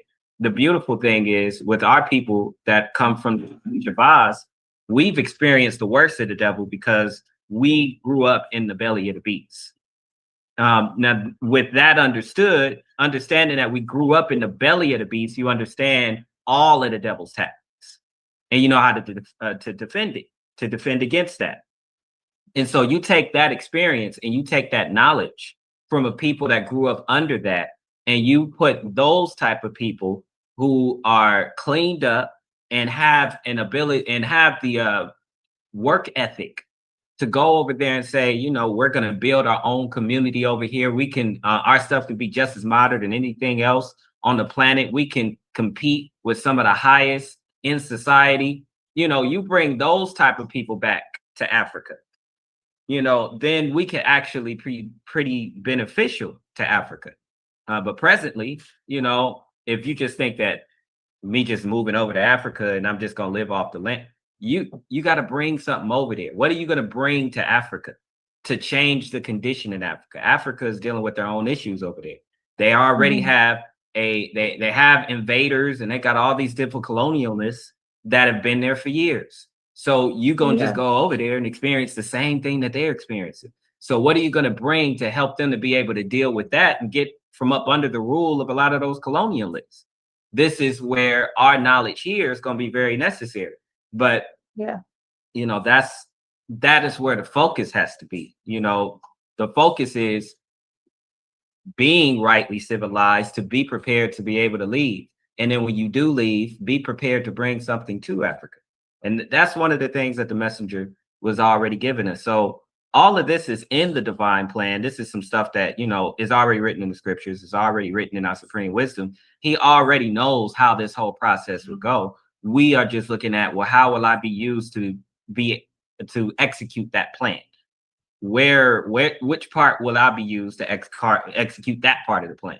So when it's time to leave, I see that there's a bunch of brothers and sisters over there that have already started building their own communities over there. And they're using some very unique techniques to be able to build these particular buildings. With that in mind, what else can I bring to them? We need a program over there. The messenger said that, you know, you drop a final call, or in our teachings, we were taught you could just drop a final call in a barren society and come back to that society in the next 20 years, and it's going to be a full civilization. So, you know, this is what we want to bring to Africa. What kind of education are you getting over there? Of course, they send all kind of funding to the different schools. Are they getting are they getting supreme wisdom? Do they have like an Elijah's Educational Center over there? Do they have an MUI over there? How different would their society be if an MUI or something like that was over there? You know, if you had a whole community that's raised up on the teachings. This is what it is that we would want to bring over there. You know, that would be different than what they already have. And of course, that'll raise children with the mentality to not necessarily have to capitulate to a Macron or to many of the other French or colonialists from Europe that are offering these, you know, what they would call, this particular offer is a very difficult offer for you to pass by, you know, making it where, you know, I give you all these riches, but just sell me all your rights, you know, that kind of thing. So, but those are things that come to mind, because that's why this is beautiful. We have the people that have the mind to do for self. The messenger said that you just got to have the right head. You got the body, you got the movement, you just got to have the right head. What good is it to have a mind like that, but you still think like a white man? You still think like a lot of the colonialists. And it's not to say that these brothers on here think like that, but it's not enough of our own brothers supporting them to make sure that that kind of mind is more so growing in Africa and growing over here in order to really and truly be independent. But yeah, that's what come to mind, Sajala. Yes, sir, Sajala. Yes, that is all very, very good teaching. And that is very true that, you know, there's a lot of work that has to be done in Africa, and there's a lot of work that has to be done for our people here in preparations to go to Africa or go anywhere in the world that we want to make a community. This is a very huge world. And, you know, there are some things like, you know, we have to go and really emphasize to our African family just how diabolical this devil is, because they don't live in close proximity with the devil on a day-to-day basis. Many of them think it's just the government. It's just, you know, the corrupt government. It's not just the corrupt government. And then also the schooling. Most countries look to the West for the top schools in the world, and they really seek out Western education. And so when America targets these countries, they're targeting their education, they're targeting their infrastructure, of course, and many of these countries really want that education. And so you see policies in some of the schools, such as in many schools in Africa, the school has a policy that young African girls have to cut their hair and shave their hair in order to attend school. So it's not a national law, it's usually a school law. Well, we can look into what is the history of that? What is the reason for that? And why are these schools requiring that young Black girls in Africa have to cut their hair and shave their hair in order to attend school? And we know that the root of it is going to be racist. We don't even have to question that. So these type of things and making those changes, because for example, here in America, Black women and our hair and how we wear our hair, where our natural hair is deemed unacceptable, unprofessional, it can't be in the workplace, all of these policies, and Black people have fought to change those things. So we do have some beautiful things that we can share amongst each other across the diaspora. But I've seen Answer Demise with his hand up, so we'll go to Answer Demise.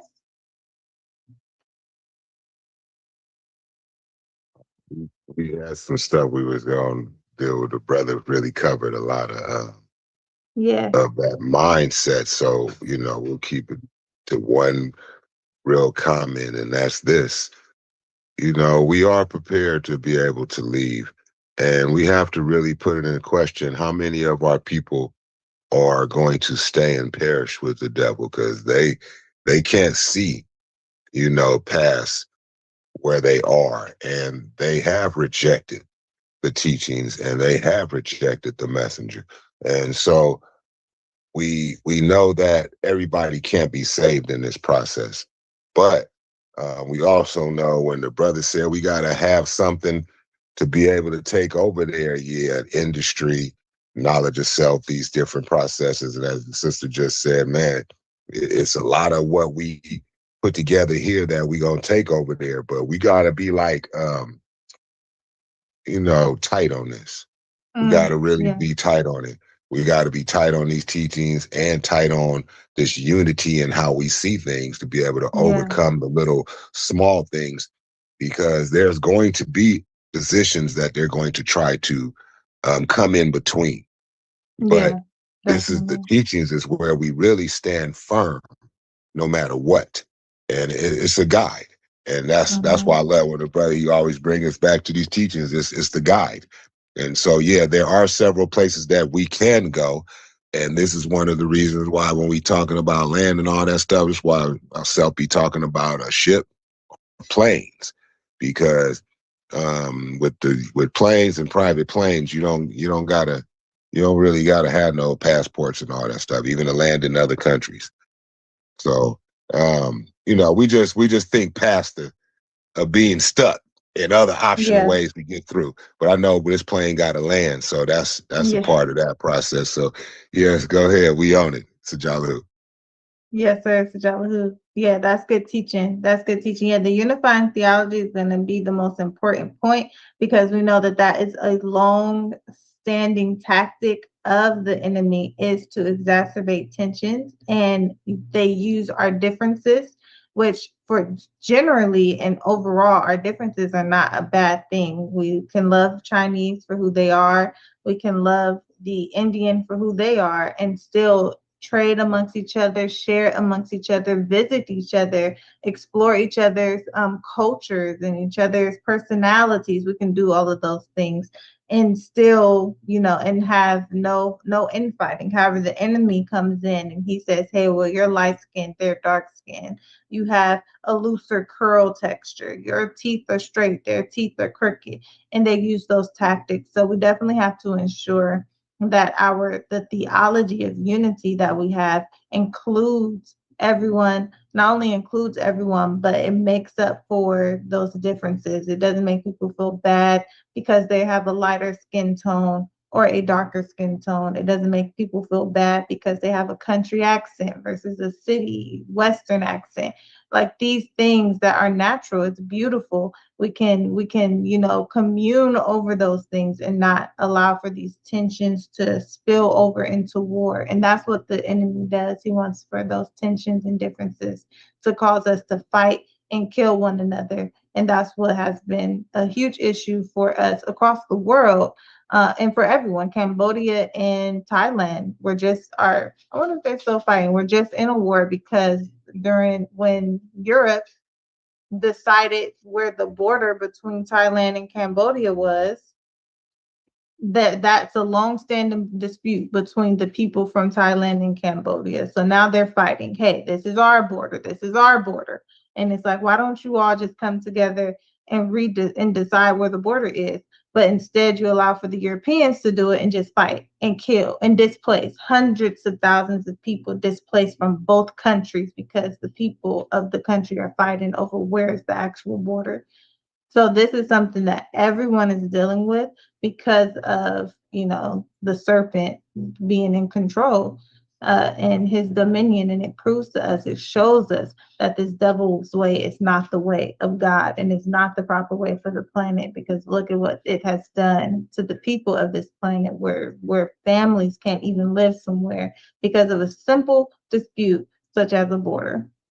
So I know that some of our family had to get off the line, so we're going to land this ship. We want to hear from Answer Superior Scribe. So we'll go to Answer Superior Scribe for some closing remarks on today's topic and all of the beautiful things that we've learned and more on our unifying theology.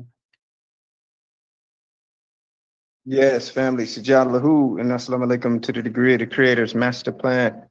Good job. Alaikum salam to the degree of the Creator's master plan. Yes, we remain open in the divine, holy name of the Creator, Master Wallace D. Farr Muhammad, and his messenger, the glorious Most Honorable Elijah Muhammad, never forgetting the Holy Spirit. Here in our very midst, Sansarel Muhammad Saleko and the Allah Master J. We've been in and out. We're preparing to get ready to go out on the paper route. However, we were able to tune in as we were preparing and getting ready to load up the vehicle. And just a great and powerful subject. Always when we get into the apex of the discussion, freedom, being the first of those 12 jewels, it rounds up and is the last of the 12 jewels, And it reminds us of that song by Parliament. It might have been Funkadelic. Everybody's got a little light under the sun. And we symbolize freedom on our flag with the sun, because you can't trap sunlight. And it just comes back to a little simple statement in the hood: nothing beats an understanding. The light of all thy getting, get understanding, and we symbolize understanding with the light, and therefore understanding is similar to the freedom because you stand under the light if you want to benefit from the light, The light of understanding the root of the situation, the formula for our freedom is the unifying theology. That unifying theology is the bringing together of every culture. They mention it in the scriptures of the Bible that when the disciples received the Holy Spirit after the advent of the Christ and the advent of the Pentecost, they call it. And this relates to the number 5, and as you go into the mathematics of formulation, you have the 3-step mathematic formula, and you have the new thought, confusion, solution, taking it from the 3 to the 5 in relation to the 3 drips of blood of Christ, or the 5 drips of blood. In our lesson, Birth of the Savior, was 3 scientists, and it was 5 scientists. But this number 3, the Trinity, pi, a universal constant, 3 in the scripture, God says, I am that I am. And part of the mathematic formula is I plus am equals somebody. There's that 3 again, but the formulation takes on the 5th aspect, or the Pentecost, the advent of the Pentecost. It reaches that 5th stage when we have new thought, confusion, and then we get a solution. But the next step is to apply the solution. Yes, sir. It's to apply the solution. And then once you apply the solution, you reap the benefits. And that reaping is the fifth stage. And so I can get a seed, or maybe I understand that I need a seed. Maybe I'm confused about where to plant the seed. But if I got the seed and I planted the seed, I need to water the seed. I'm going to have to pray for some light. So there's the understanding to bring the seed to fruition by the heat that germinates that seed in the earth when it has the necessary fluid. And then I get a tree and I get a fruit on the tree, and then I get to celebrate when I eat the fruit.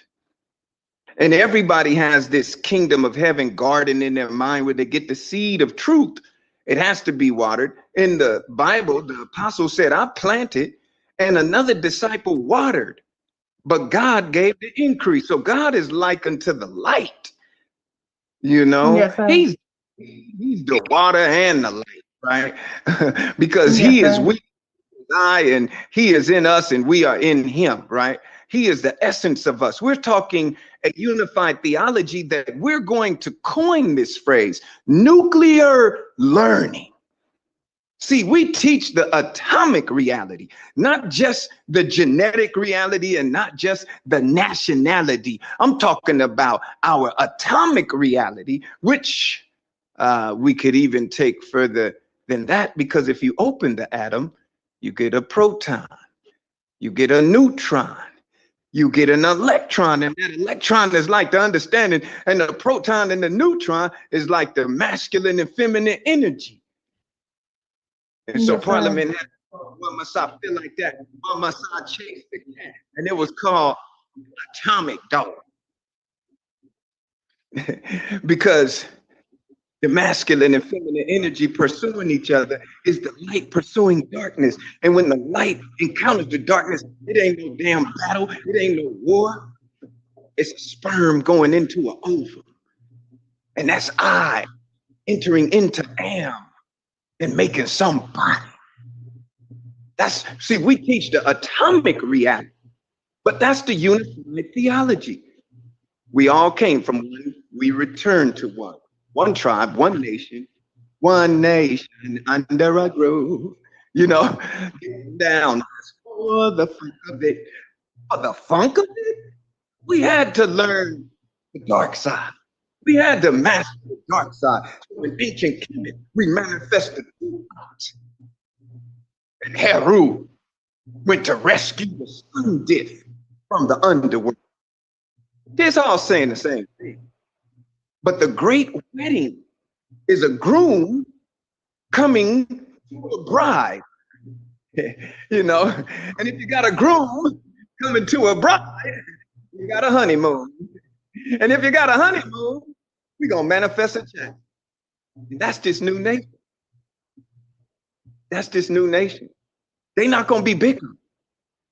They're going to understand that we're one but many. Elohim, many but one. That's our atomic reality. You open up a atom, you get leptons, hadrons, quarks, right? Yes, sir. But one. That's the beauty of harmonizing, the beauty of our singularity in diversity. That's called singularity of diversity. It's called harmonic convergence of thought. That's what the great wedding is. So the groom comes back and he summons all his brides. Come on, my Zulu. Come on, my East Coast. Come on, my West Coast. Come on, diaspora. Come on, my Moors, my sinners, my Hebrews. Come on, everybody. The groom is back. And he's going to teach you a language, a unifying theology, nuclear learning. See, nuclear means fusion, nuclear fusion. New thought, confusion. We're talking about profusion. After confusion, you need profusion. Yes, sir. But yeah, that's mine in this great wedding and the unifying theology that the groom is bringing. Oh, it's beautiful. We see the Tower of Babel.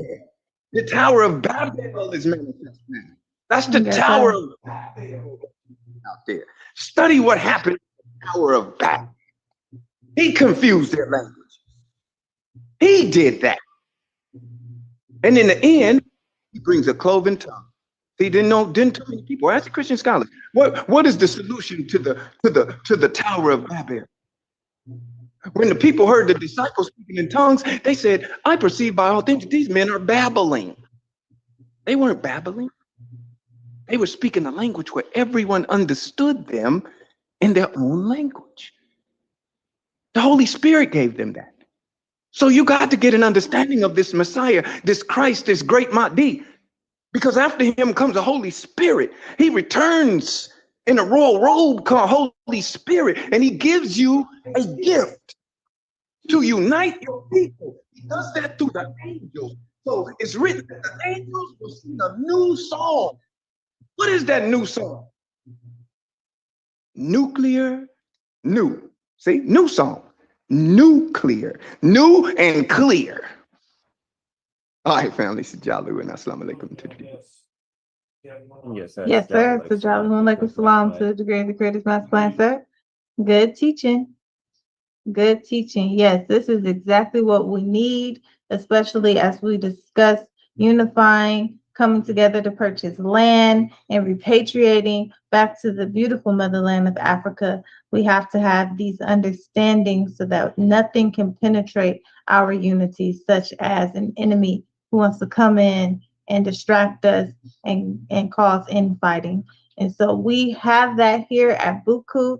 And the beauty is that this is something that we exhibit each week here on our business meeting, but as well, what we will be exhibiting on September 5th at our BUCU Jewel of Life convention. We pray that everyone can join us there. We're going to have performances, vendors, workshops, discussions, and it's going to be a full day of prayerfully a huge impact on our community with topics being discussed that are important and with people from our community coming and learning something. So everyone that walks away can walk away well fed, feeling good because you patronize some of the businesses, some of the local businesses that have booths there, entertained because you watch some performances, and most importantly, you were educated on multiple subjects from the workshops. And so this is our goal and our prayer for September 5th. And this week, we're going to be doing some outreach to some of our network for our vendors and for our people who host and run workshops and panels and for performances. So we look forward to promoting and pushing for this day. In the meantime, tomorrow we have our grant meeting at 2 p.m. So we pray that our family is there. We want to continue looking for funding for the amazing work that we do here at BUCU, but that all of our family does and all of your organizations and businesses, because one thing that we know is that we have to do the work so that we can eat today, so that we can, continue our efforts for our goals for tomorrow, for next week. Our long-term and short-term goals have to be fulfilled. And we live in a capitalist society, so we have to make money. And so there are programs that allow for organizations to give that money. And if they got some money to give, they need to give it to us. And so we're going to be working on that tomorrow. And then we have our music meeting next Monday at 10 a.m. So anyone who does music, please join us there for that music meeting. And with that, we're going to land this beautiful ship and pray that everyone has a wonderful day. And we will remain open in the name of the one true God. We know him by many names, and we thank him for coming to us throughout time and sending us his prophet. We thank him for Moses in the Torah, for Jesus in the gospel, for Prophet Muhammad in the Holy Quran. We thank him for sending the liberators to prepare the way for his coming, like Noble Drew Ali and Marcus Garvey. We thank him. We can never thank him enough for coming in the person of Master Wallace C. Farad Muhammad, raising and sending us his messenger, the glorious, most honorable Elijah Muhammad, the raising of the national representative, the Honorable Minister Farrakhan, and their return in and through their royal robe and remote control unit, and Surah Muhammad, the select one, the Allah Master J-Man. We are thankful for this program of BUCU, for all of our powerful members and everything you all bring to the table. And we pray that we can exhibit that in person with our community. And with that, we will say, Sajadallahu, Assalamu alaikum, peace, Black love, Black unity, and we will see you all next week. And BUCU, Sajadallahu. Sajada Lahu. BUCU. We got more followers. Yes, ma'am. Jelly. Recording stopped.